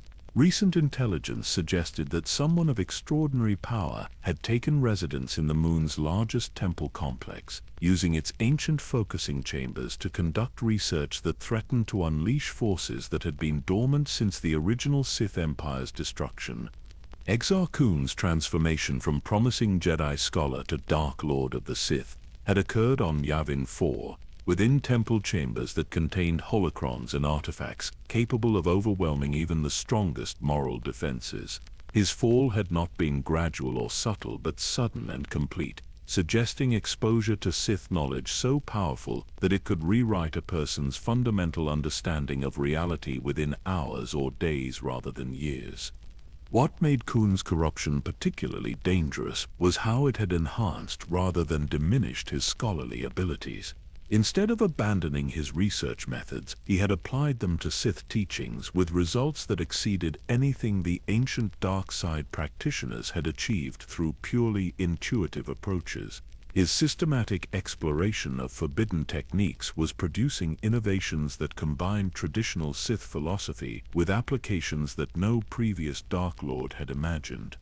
The scope of his activities on Yavin 4 became clear through archaeological evidence that painted a picture of intensive excavation and reconstruction work throughout the moon's temple complexes. Ancient Massassi structures that had lain dormant for millennia were being restored to full functionality, their focusing chambers and sacrificial altars prepared for rituals that would channel dark side energy on scales that could affect entire star systems. Even more disturbing were reports of other fallen Jedi who had been drawn to Yavin 4 by promises of knowledge and power that traditional Jedi training could never provide. These knights had arrived seeking to understand and combat the corruption they encountered, but exposure to the moon's concentrated dark side energies had transformed them into willing disciples of Kun's expanding Brotherhood of the Sith. The Brotherhood itself represented a new form of Sith organization that combined the ancient order's hunger for power with contemporary understanding of galactic politics and military strategy. Unlike previous Sith Lords who had operated primarily through individual ambition and personal combat, Kun was building a network that could challenge the Republic through coordinated campaigns across multiple fronts simultaneously. His recruitment methods showed particular sophistication in how they targeted specific types of individuals whose abilities and connections would prove most valuable to Sith goals. Young Jedi with exceptional Force potential were exposed to carefully selected ancient teachings that seemed to offer solutions to legitimate philosophical questions, while ambitious politicians and military officers were provided with opportunities for advancement that came with hidden obligations to dark side interests. The intelligence network that supported these operations exceeded anything the Republic's security services had imagined possible. Detailed information about Jedi missions, Republic military movements, and sensitive political negotiations was finding its way to Sith agents with speed and accuracy that suggested infiltration at the highest levels of government and even the Jedi Council itself. Most shocking was the discovery of how long this network had been operating without detection. Evidence from Onderon's archives suggested that Sith agents had been influencing galactic events for decades, gradually positioning their allies in crucial roles while systematically undermining institutions that might resist their eventual bid for power. The peace and prosperity that had characterized recent Republic history had been deliberately maintained to prevent suspicion while dark side forces accumulated strength for the coming conflict. Nomi's unique Force abilities allowed her to perceive connections between seemingly unrelated events that revealed the true scope of Sith planning. The pirate attacks that had claimed her husband's life were part of a campaign to eliminate specific Jedi whose abilities or knowledge posed threats to dark side operations. The criminal organizations conducting these attacks had been provided with detailed intelligence about their targets, while their success rate suggested coordination by someone with extensive understanding of Jedi training and tactics. The realization that Ander's death had been specifically orchestrated rather than randomly encountered brought Nomi's grief into sharp focus as a weapon of motivation that could sustain her through whatever trials lay ahead. Her husband had died, not because of bad luck or criminal greed, but because someone had identified him as an obstacle to plans that threatened the entire galaxy's freedom. Ulic's investigation of the communications network revealed connections that extended far beyond what they had initially suspected. The Krath cult on Empress Teta had been providing financial and logistical support for Sith operations, while their meditation techniques had been adapted to serve as recruitment tools for identifying Force-sensitive individuals who could be turned to dark side service. Even more disturbing was evidence of Sith influence within the Republic Senate itself, where certain senators had been advocating for policies that would weaken Jedi authority and reduce military preparedness in exactly the ways that would benefit an organized dark side uprising. These political changes had been presented as budget considerations and constitutional concerns, making them difficult to oppose without appearing obstructionist or paranoid. The full picture that emerged from their investigation showed a conspiracy that had been generations in the making, with each phase carefully planned to create conditions favorable for the final assault on Republic institutions and Jedi traditions. The current crisis represented not the beginning of Sith resurgence but its culmination, with forces that had been building strength in secret finally ready to emerge into open warfare. What made the situation particularly desperate was how thoroughly the Republic had been caught unprepared for this type of threat. Military forces had been designed to deal with conventional conflicts between sovereign systems, while Jedi training emphasized individual development rather than large-scale coordination against systematic corruption. Neither institution possessed the tools or experience necessary to combat an enemy that operated through infiltration and ideological subversion rather than direct confrontation. The emotional impact of these revelations tested both Jedi in ways that their training had not fully prepared them to handle. Understanding the scope of the threat they faced required accepting that the galaxy they had known was ending, replaced by a reality where ancient evils commanded resources and influence that could reshape civilization itself. For Nomi, the knowledge brought clarity about her role in events that extended far beyond personal loss or individual heroism. Her abilities were not accidents of birth, but tools that the Force had provided for this specific crisis, gifts that carried obligations she could not refuse without abandoning everything her husband had died to protect. Ulic struggled with implications that challenged his understanding of Jedi purpose and methodology. The corruption of beings like Exar Khan suggested that traditional training methods were inadequate protection against sophisticated dark side influences, while the scope of Sith planning indicated that passive resistance would be insufficient to preserve the institutions they were sworn to defend. Their growing awareness of the true threat level also intensified the emotional connection between them, as shared danger and mutual dependence created bonds that transcended normal Jedi detachment. Yet this very connection carried its own dangers, providing the kind of vulnerability that Sith teachings were specifically designed to exploit. As they prepared to return to Republic space with intelligence that would forever change how the galaxy understood its security situation, both Jedi knew that they were crossing a threshold from which there could be no return to their previous lives or assumptions about the nature of good and evil. The Jedi Conclave on Deneba convened under circumstances that would have been unthinkable just months earlier, with representatives from across the galaxy gathering to address threats that challenged the very foundations of their ancient order. The neutral world provided a secure location where sensitive intelligence could be shared without fear of infiltration, while its natural beauty offered a peaceful contrast to the dark knowledge that would soon fill their discussions. Master Odin presided over the assembly with the grave dignity that had made him one of the most respected voices in the Jedi Council, his centuries of experience providing perspective on crises that seemed unprecedented to younger knights. The ancient Drathos had witnessed the cyclical nature of galactic conflicts throughout his extended lifespan, understanding patterns that remained hidden to those whose experience spanned only decades rather than centuries. Nomi and Ulic arrived on Deneba, carrying intelligence that would transform the Assembly's understanding of the threats facing the Republic, but they also brought personal burdens that reflected the emotional cost of confronting systematic evil. Their investigation of Onderon and Yavin 4 had revealed horrors that challenged their fundamental beliefs about the nature of reality and the possibility of redemption for those touched by dark side corruption.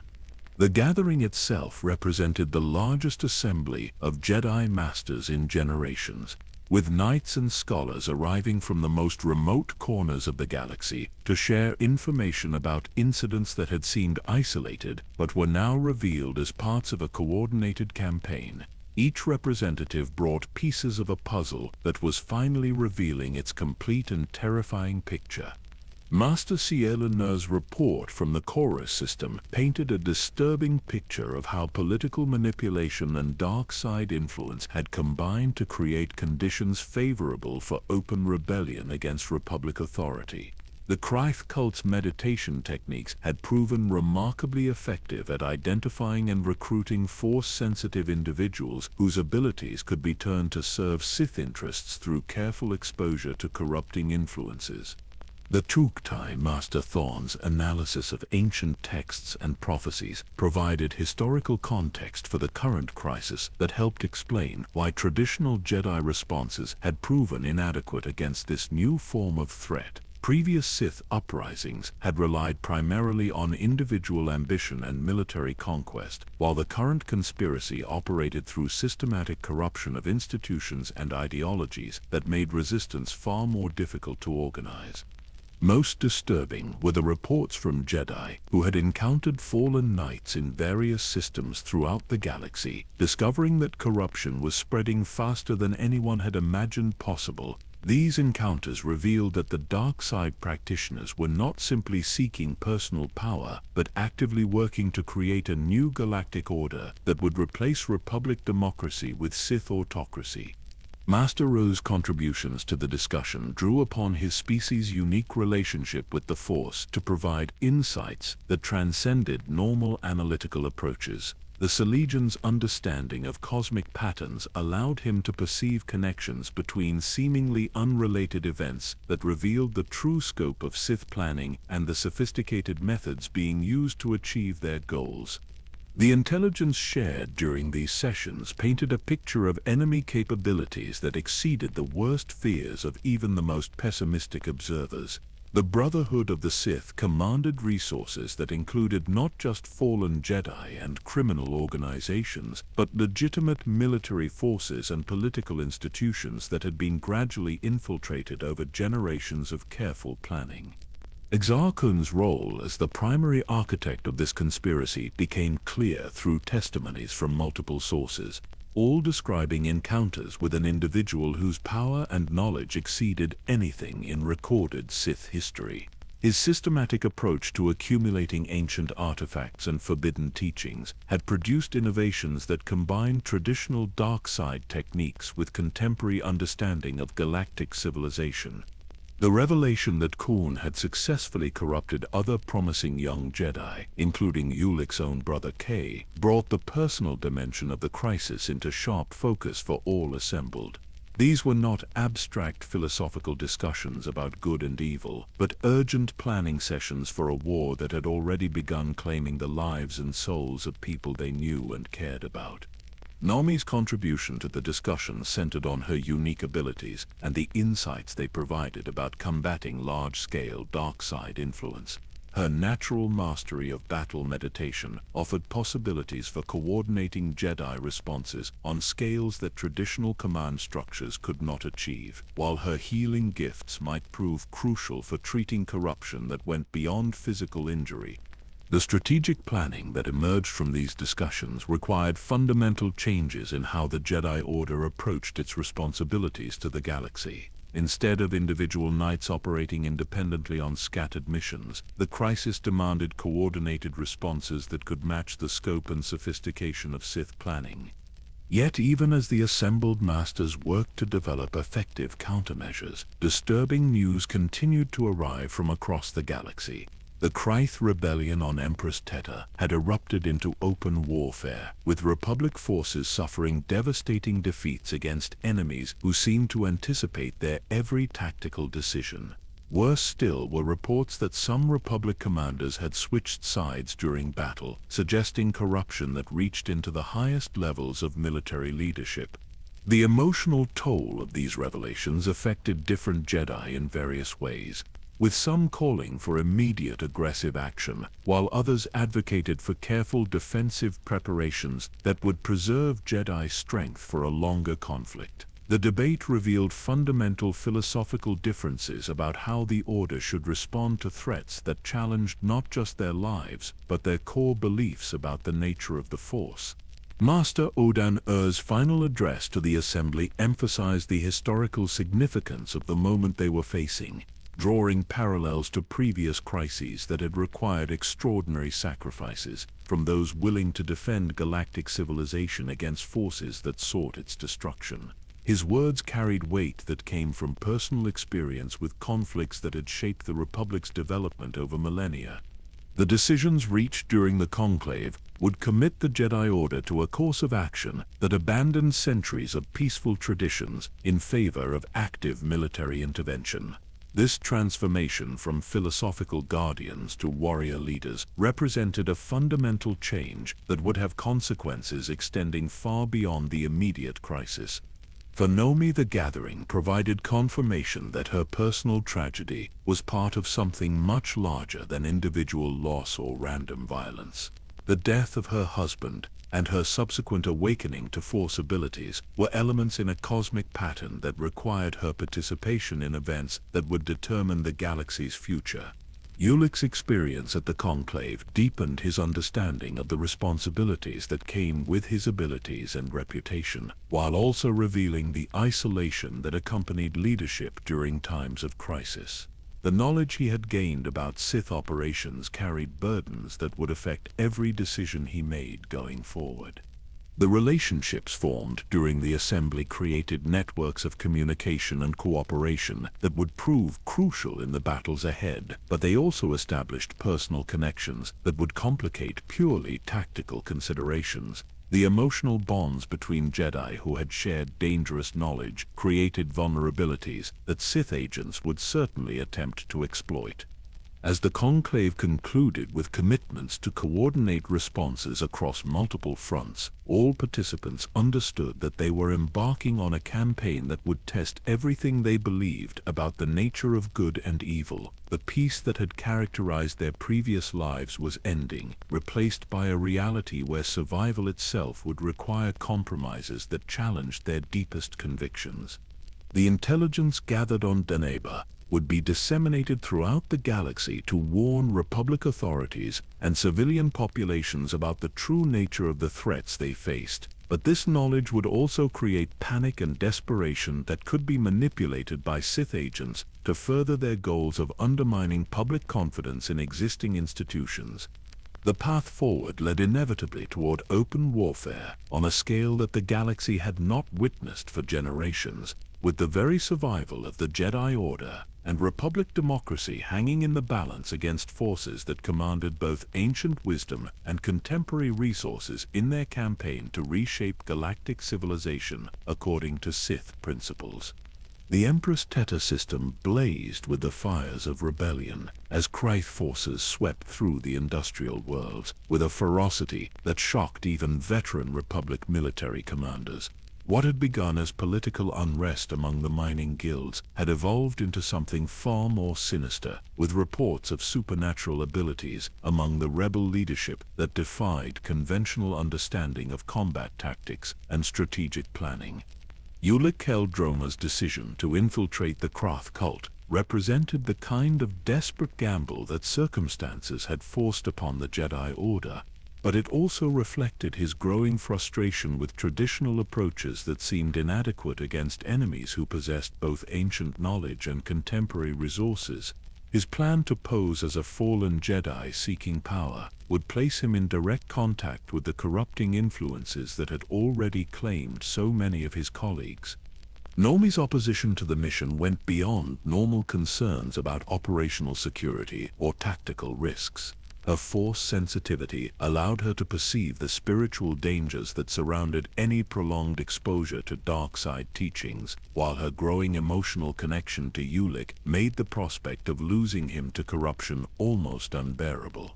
Their arguments about the mission's necessity revealed depths of feeling that both had been trying to suppress since their first meeting on Ambria. The final night before his departure passed in discussions that carried the weight of last conversations, with both Jedi understanding that the man who returned from Empress Teta might bear little resemblance to the one who was leaving. Ulic's confidence in his ability to resist temptation seemed almost naive to Nomi, who had witnessed firsthand how subtly corruption could take root in even the strongest moral foundations.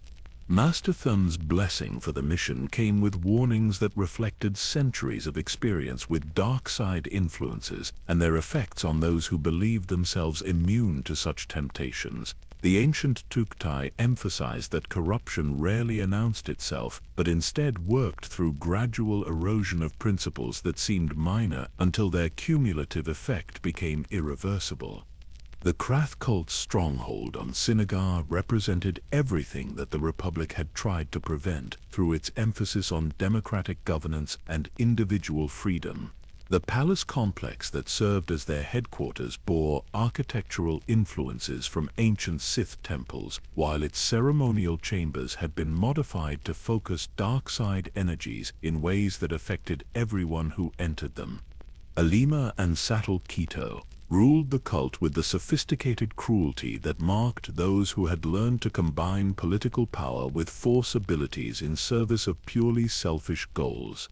Their transformation from legitimate aristocrats into dark side practitioners had occurred gradually through exposure to Sith holocrons that presented corruption as enlightenment and domination as natural order.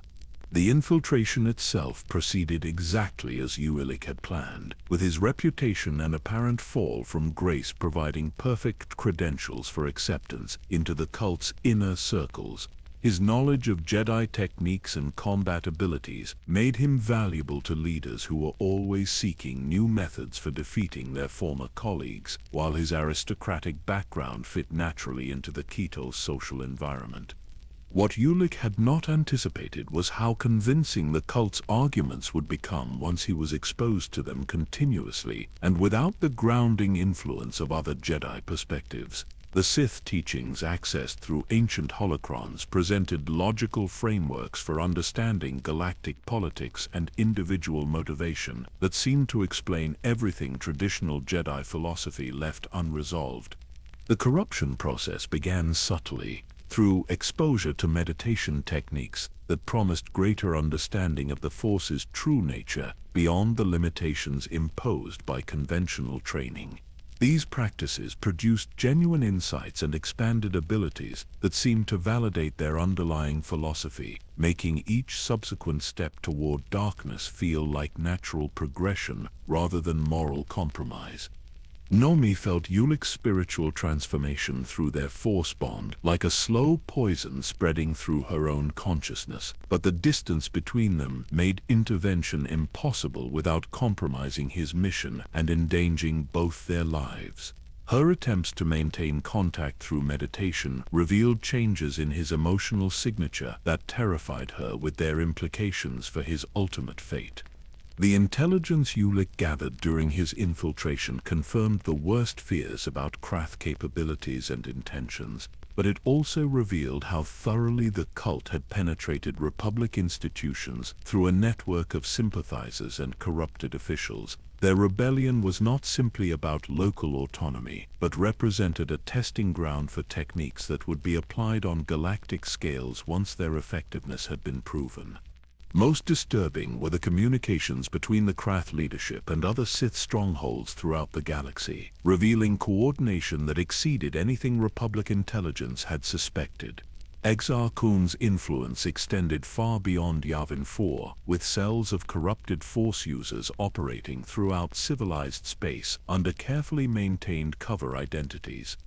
The revelation that several prominent Republic senators were providing classified information to Krath agents explained how rebel forces had been able to anticipate and counter military strategies that should have remained secret until their implementation. The scope of infiltration suggested a conspiracy that had been generations in development, with current events representing its culmination rather than its beginning.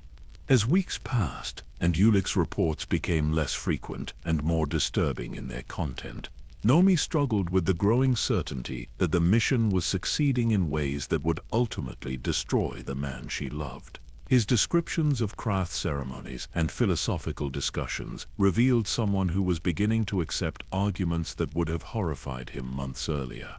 The final communication from Empress Teta contained no words at all, only emotional impressions transmitted through the Force that spoke of complete transformation and willing embrace of everything the Jedi Order opposed. The Ulic Qel-Droma, who had undertaken the mission to gather intelligence about Krath operations, had become something else entirely, a being whose loyalties now lay with the very forces he had been sent to combat.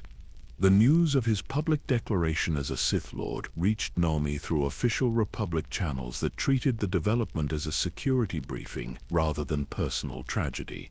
But the clinical language of intelligence reports could not diminish the devastating impact of losing someone whose spiritual development had become intertwined with her own destiny.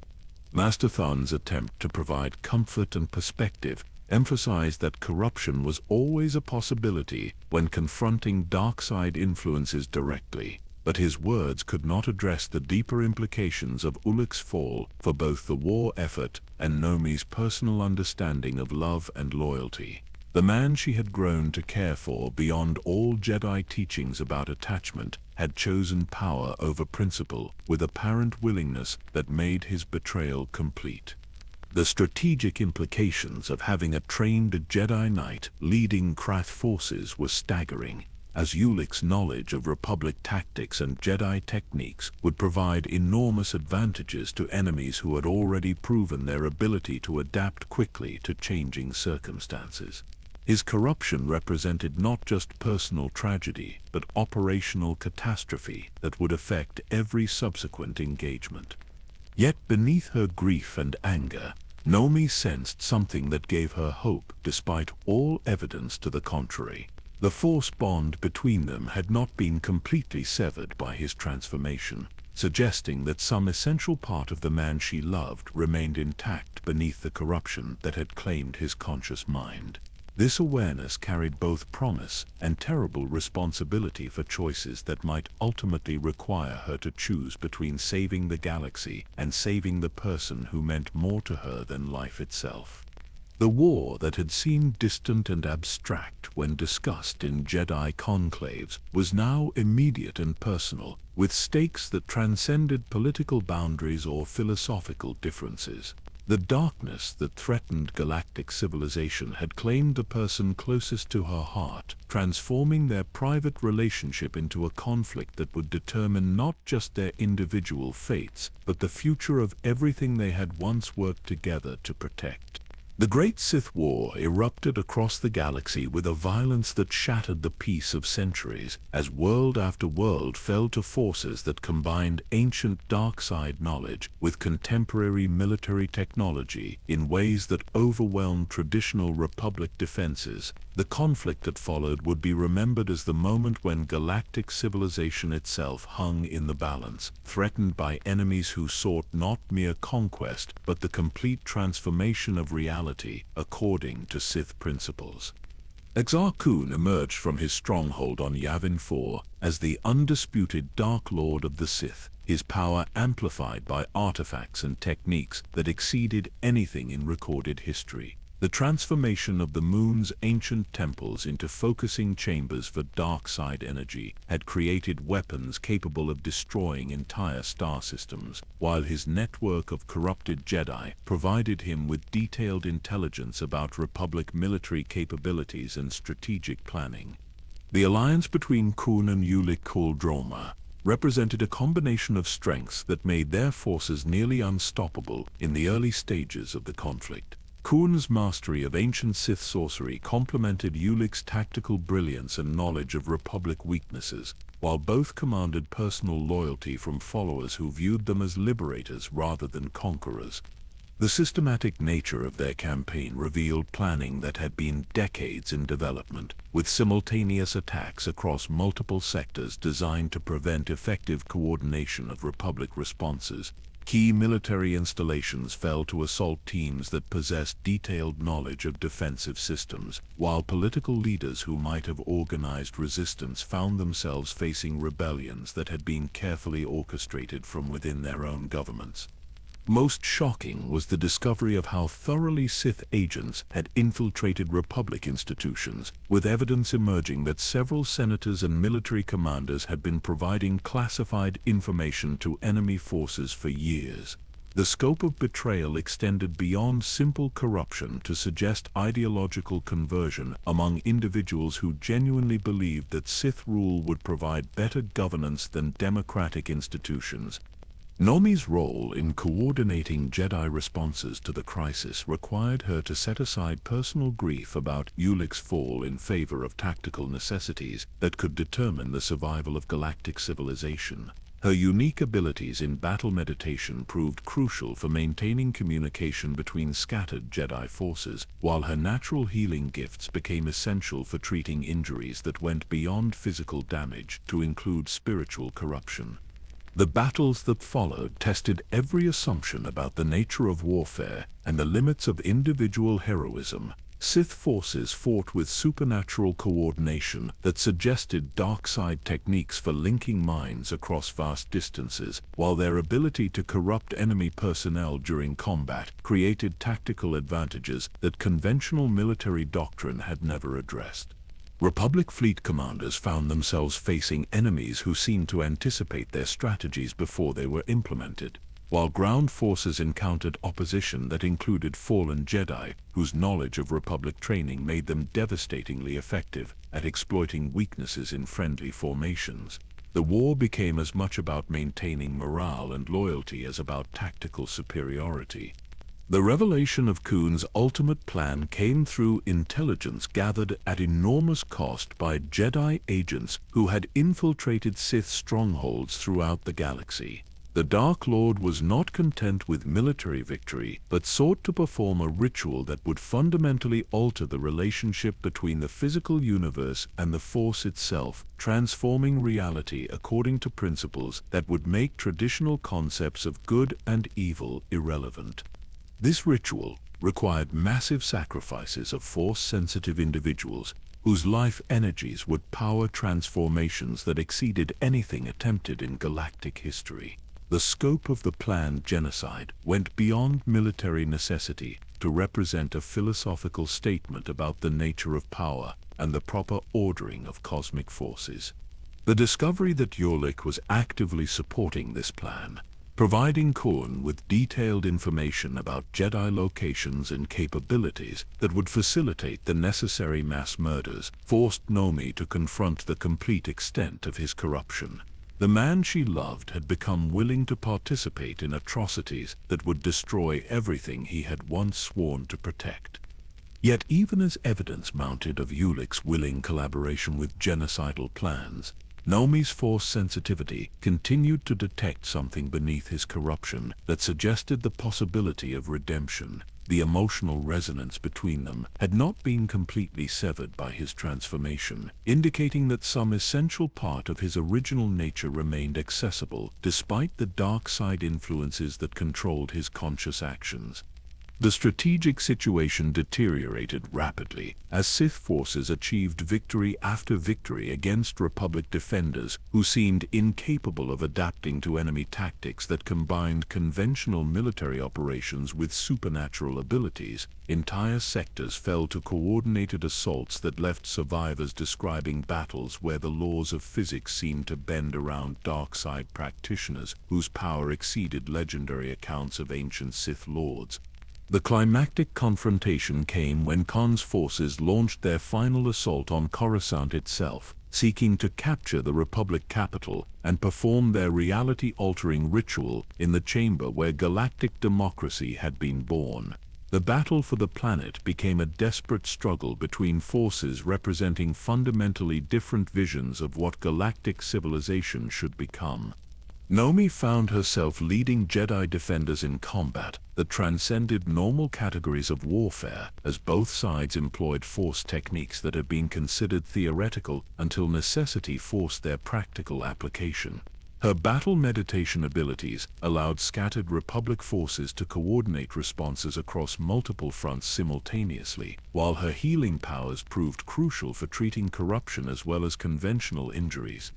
The personal dimension of the conflict reached its peak when she finally confronted Ulic directly, facing the man she loved across a battlefield where his choices had placed them on opposite sides of a war that would determine the galaxy's future.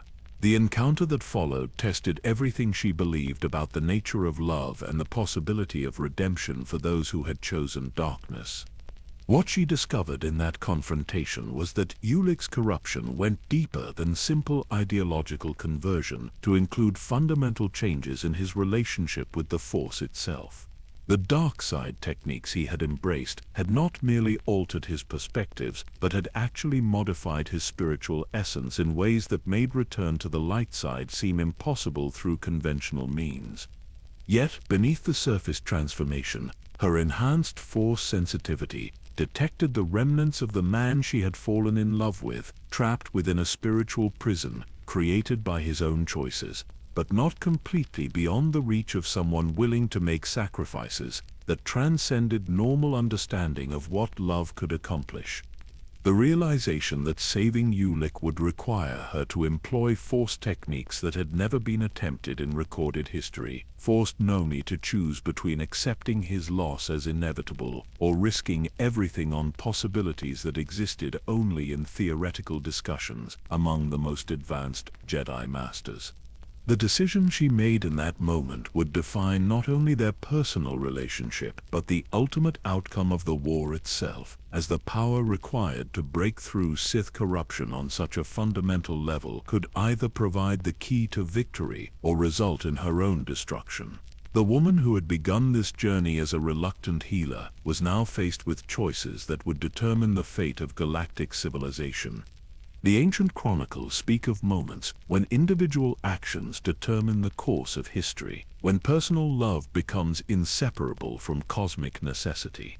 Nomi Sunrider's final confrontation with the man she loved would prove to be such a moment, testing her abilities and resolve against forces that threatened to consume not just the Republic, but the very nature of reality itself. The Force itself seemed to hold its breath as she prepared to attempt something that had never been tried before, knowing that failure would mean not just personal loss, but the triumph of darkness across the galaxy. Yet in her heart, she carried certainty that love itself was a form of power that even the ancient Sith had never fully understood, and that truth would prove decisive in the battle for Ulic's soul and the galaxy's future. The moment of ultimate choice arrived in the smoking ruins of Coruscant's Senate District, where the dreams of democratic governance lay shattered beneath the weight of Sith ambition and Republic failure. Around them, the greatest city in galactic history burned with fires that seemed to consume not just buildings and infrastructure, but the very ideals that had shaped civilization for thousands of years. Nomi stood facing Ulic across a battlefield that had once been a public plaza where children played and families gathered to celebrate Republic holidays, her lightsaber casting blue shadows against the crimson glow of his Sith blade. Between them lay not just the physical distance that separated enemies in combat, but a spiritual chasm that seemed to encompass everything they had once shared and everything they had lost. The Force technique she was about to attempt had never been successfully performed in recorded history, its theoretical foundation drawn from ancient texts that spoke of powers so profound they could alter the fundamental relationship between consciousness and cosmic energy. To sever someone completely from the Force required not hatred or anger, but a love so pure and desperate that it transcended normal categories of emotion. Her decision carried implications that extended far beyond their personal relationship to affect the entire course of the galactic conflict.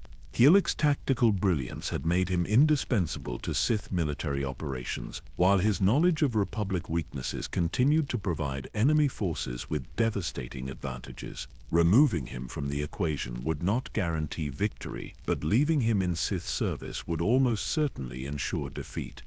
Yet the choice she faced transcended strategic considerations to encompass questions about the nature of identity and the possibility of redemption for those who had willingly embraced evil. The man she loved existed somewhere within the corrupted being who served Exar Kun's genocidal ambitions, but reaching him would require destroying the very abilities that made him who he was. The battle meditation she employed in that crucial moment connected her consciousness, not just to Ulic, but to every Force-sensitive being across the galaxy, creating a network of awareness that revealed the true scope of what was at stake. Through this expanded perception, she could sense the millions of lives that hung in the balance, waiting for choices that would determine whether darkness or light would shape the galaxy's future. The technique itself required her to channel power on scales that threatened to overwhelm her physical form, drawing energy from cosmic sources that few Jedi had ever accessed, and none had attempted to focus in such concentrated ways. Her understanding of healing provided the foundation for what was essentially surgery performed on the spiritual level, cutting away corrupted connections while attempting to preserve essential elements of identity. The moment of severance created ripples through the Force that were felt by sensitive individuals across dozens of star systems, a cosmic disruption that temporarily disrupted dark side rituals and broke concentration among Sith practitioners who had never imagined such intervention was possible. For an instant that seemed to last forever, the balance between light and dark shifted in ways that would affect every subsequent moment of the conflict. Ulic's reaction to losing his connection to the Force was immediate and devastating, as the abilities that had defined his identity since childhood simply vanished, leaving behind a consciousness that could no longer perceive the cosmic energies that had shaped his understanding of reality. The man who had commanded fleets and directed the fate of star systems found himself suddenly as powerless as any ordinary being.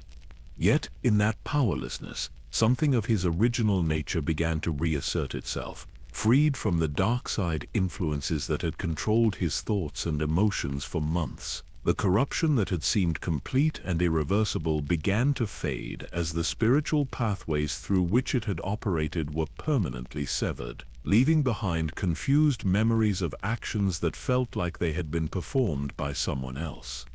The strategic impact of Ulic's removal from Sith command structures created opportunities that Republic forces immediately began to exploit, as enemy coordination faltered without his tactical expertise and detailed knowledge of friendly capabilities. The tide of battle began to turn in ways that suggested the war's outcome might not be predetermined after all. Exar Kun's response to losing his most valuable ally was swift and brutal, with dark side energies lashing out from Yavin 4 in attacks that targeted not just military objectives, but civilian populations whose suffering would provide the emotional fuel for increasingly desperate rituals. The Dark Lord's plans required massive death tolls to power transformations that would make conventional military victory irrelevant. The final assault on Yavin 4 required coordination between Republic fleet elements and surviving Jedi Masters whose combined abilities could penetrate the moon's supernatural defenses long enough to disrupt Khan's ultimate ritual. Nomi's role in this operation drew upon everything she had learned about battle, meditation, and Force healing, applying both techniques on scales that pushed her abilities beyond their previously known limits. The space battle above the jungle moon became a contest between technologies that represented thousands of years of galactic development and dark side techniques that predated recorded history.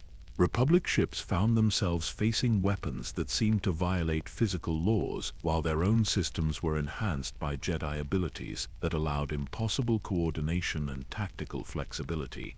The climactic moment came when combined Jedi meditation created a wall of light side energy powerful enough to contain Kun's spirit, while Republic forces destroyed the focusing chambers that had amplified his abilities. The ritual that would have transformed galactic reality was interrupted at the crucial moment, its accumulated energies dissipating harmlessly into space rather than reshaping the fundamental nature of existence. Kun's final defeat required not just military victory, but spiritual triumph over forces that had shaped galactic history for millennia. The ancient evil that had corrupted so many promising young Jedi was finally neutralized, though at a cost that left the surviving Jedi Order forever changed by their experience with systematic dark side influence. The war's aftermath revealed the true scope of damage that had been inflicted not just on military forces and civilian populations, but on the institutions and ideals that had sustained galactic civilization. Reconstruction would require not just rebuilding physical infrastructure, but restoring faith in democratic governance and Jedi protection that had been shattered by the conflict's revelations.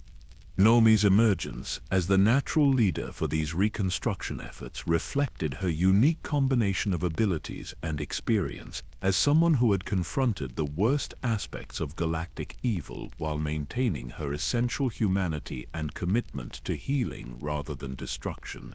Her appointment as Grand Master of the Jedi Order represented recognition that the organization needed fundamental changes to address threats they had proven inadequate to handle. The personal cost of her choices remained with her throughout the years that followed, as her relationship with Ulic evolved into something entirely different from what either had imagined when their paths first crossed on Ambria. His gratitude for her sacrifice was tempered by awareness of what he had lost, while her love for him was complicated by knowledge of what he had chosen before her intervention. Yet the force bond between them, though altered by the severance technique, provided continuing connection that sustained both through the difficult years of reconstruction and recovery. Their shared experience of confronting ultimate evil and choosing love over power created understanding that transcended normal categories of relationship. The legacy of their choices would influence galactic history for generations to come, as the techniques Nomi had developed for combating large-scale, dark-side corruption became part of advanced Jedi training, while the political reforms implemented during Reconstruction created safeguards against the kind of systematic infiltration that had made the Sith War possible. The woman who had begun her journey as a reluctant healer on a peaceful mining world had become the architect of galactic renewal, her personal transformation mirroring the larger changes that would define civilization for millennia. Her story became legend, inspiring future generations who would face their own choices between darkness and light, power and love, destruction and healing. The years that followed the Great Sith War brought a peace to the galaxy that felt different from what had come before, tempered by wisdom, earned through suffering and strengthened by institutions rebuilt on foundations that acknowledged the reality of evil while refusing to surrender to its inevitability. Across thousands of star systems, worlds that had known only conflict began the slow process of healing, their populations gradually learning to trust again in the possibility of lasting security. Nomi Sunrider's tenure as Grand Master of the Jedi Order transformed the ancient organization in ways that honored its traditions while adapting to lessons learned through devastating experience with systematic corruption. The new training methods she implemented emphasized not just individual development but collective resilience against influences that sought to divide and corrupt those sworn to protect galactic civilization. The Jedi Academy on Coruscant rose from the ruins of the old temple complex like a symbol of renewal, its architecture incorporating design elements that facilitated the kind of collaborative meditation techniques Nomi had developed during the war. Young Padawans learned not just lightsaber combat and force theory, but also the subtle signs of dark side corruption and methods for maintaining spiritual connections that could resist even sophisticated attempts at manipulation. Her daughter Vima had grown into a capable Jedi Knight whose abilities reflected both inherited potential and careful training that avoided the mistakes of previous generations. The young woman's approach to force techniques emphasized healing and protection over aggression, carrying forward her mother's legacy while developing innovations that would serve future Jedi in their ongoing mission to safeguard peace. The relationship between Nomi and Ulic had evolved into something that transcended conventional categories, neither romantic partnership nor simple friendship, but a connection forged through shared trials that had tested everything they believed about love and sacrifice. His exile from Coruscant had become voluntary rather than imposed, as he chose to spend his remaining years in quiet service to communities that had suffered during the war. Without his connection to the Force, Ulic discovered forms of fulfillment that had been hidden beneath his previous identity as a powerful Jedi Knight. His work with war refugees and displaced populations drew upon wisdom gained through personal loss, while his knowledge of galactic politics proved valuable in negotiations that required understanding of multiple perspectives rather than supernatural abilities. The reports that reached Nomi spoke of a man who had found peace through acceptance of limitations that might have seemed like punishment, but had become liberation from ambitions that had ultimately led to corruption.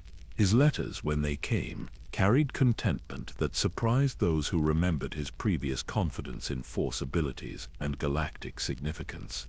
The reconstruction of damaged worlds proceeded under Jedi oversight that emphasized sustainable development and social structures resistant to the kind of manipulation that had made Sith infiltration possible.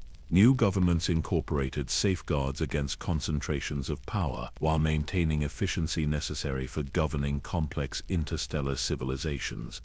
Master Thrawn's influence continued through the philosophical frameworks that guided these reconstruction efforts, his ancient wisdom providing perspective on cycles of conflict and renewal that had shaped galactic history for millennia. The Jedi Master's teachings about balance became foundational to political as well as spiritual education throughout Republic space. The archives that preserved knowledge of the Great Sith War served dual purposes as historical record and warning system for future generations who might face similar threats. The detailed accounts of how corruption had spread through respected institutions provided case studies that would inform defensive strategies for centuries to come. As Nomi aged into the serene authority that marked the greatest Jedi Masters, her meditation practices drew upon connections to cosmic forces that transcended individual consciousness while remaining grounded in love for specific beings whose welfare continued to matter more than abstract principles. Her understanding of the Force had deepened through experiences that tested every assumption about the nature of good and evil. The gardens that surrounded the rebuilt Jedi Temple became places of pilgrimage for those seeking healing from traumas that went beyond physical injury to encompass spiritual wounds inflicted by exposure to systematic evil. Nomi's presence in these spaces created atmospheres of restoration that helped visitors reconnect with hope they had thought permanently lost. The eventual reunion between Nomi and Ulic, years after his exile had begun, took place in one of these gardens where the Force flowed through living systems in patterns that spoke of renewal and continuity. Their conversation that day remained private, but witnesses described an encounter that seemed to bring peace to both participants, while honoring the complexity of their shared history. Ulic's death came peacefully in his sleep, several years later, in a simple dwelling on a world where his work with agricultural communities had helped restore productivity to lands damaged by war. The memorial service that followed brought together beings from across the galaxy whose lives had been touched by his efforts to make amends for choices that had cost so many lives. Nomi felt his passing through the remnants of their Force bond, a gentle transition that carried no pain, but rather completion of a journey that had taken them both far from their original expectations about love and duty. His final years had demonstrated the possibility of redemption through service rather than power, offering hope for others who sought to overcome their own failures. The legacy of their story became part of Jedi teaching methodology, illustrating principles about attachment and sacrifice that transcended simple rules to encompass understanding of when love itself could become a weapon against darkness. Future generations would study their choices not as cautionary tales, but as examples of courage applied to impossible circumstances. As Nomi's own time approached its natural conclusion, her reflections on the cosmic patterns that connected individual lives to galactic history brought insights that would influence Jedi philosophy for ages to come. Her understanding of how personal relationships could serve larger purposes without losing their essential humanity provided frameworks for approaching attachments that honored both emotional reality and spiritual responsibility. The night sky above Coruscant seemed different now, filled with stars that represented not just distant worlds, but communities that had survived their worst nightmares through choices made by individuals willing to sacrifice everything for the possibility of hope. The peace that settled over the galaxy carried within it awareness of how fragile such tranquility could be, but also knowledge of the strength that ordinary beings could discover when circumstances demanded extraordinary courage. The Force itself seemed to whisper through the rebuilt temples and renewed civilizations, carrying messages about cycles of darkness and light that would continue long after current conflicts had become historical footnotes. Yet within those eternal patterns, the specific choices made by people like Nomi Sunrider and Ulic Qel-Droma would resonate across time, inspiring future generations who would face their own moments of testing. In the end, their story became part of the galaxy's memory, a reminder that love could triumph over corruption when guided by wisdom, that sacrifice could heal wounds that seemed permanent, and that peace was always possible for those willing to pay its price. The stars continued their eternal dance, but they shone more brightly because of choices made by two people who had loved each other enough to choose the galaxy's welfare over their own happiness. As you drift towards sleep tonight, let their example remind you that every choice matters, that love guided by wisdom can overcome even the greatest darkness, and that peace, when it comes, is made more precious by the sacrifices of those who fought to preserve it. The Force flows through all things, connecting us across time and space in patterns too vast for complete understanding, but simple enough to be lived through daily acts of courage, compassion, and hope. May their story bring you peace as the stars wheel overhead in their eternal patterns, carrying the dreams of countless worlds toward tomorrow's possibilities.